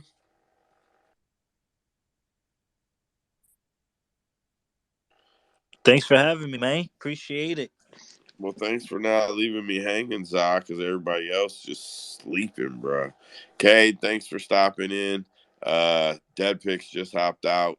Vinny? Sorry, I had my hands full. Nah, no worries, bro. You gonna try to make it to the Friday space? He only did DraftKings a little bit, bro, and then Drivey does some picks and shit. It was a nice little space. I'll see if I can pop in. Sweet, bro. We'll see you then. All right. Have a good night, gentlemen. Everyone, thanks for coming by. We appreciate you. Next Tuesday, as always. Later on. Andrew, we've got our itinerary. I'll send it all over to you tomorrow typed up. You got it, man. Later.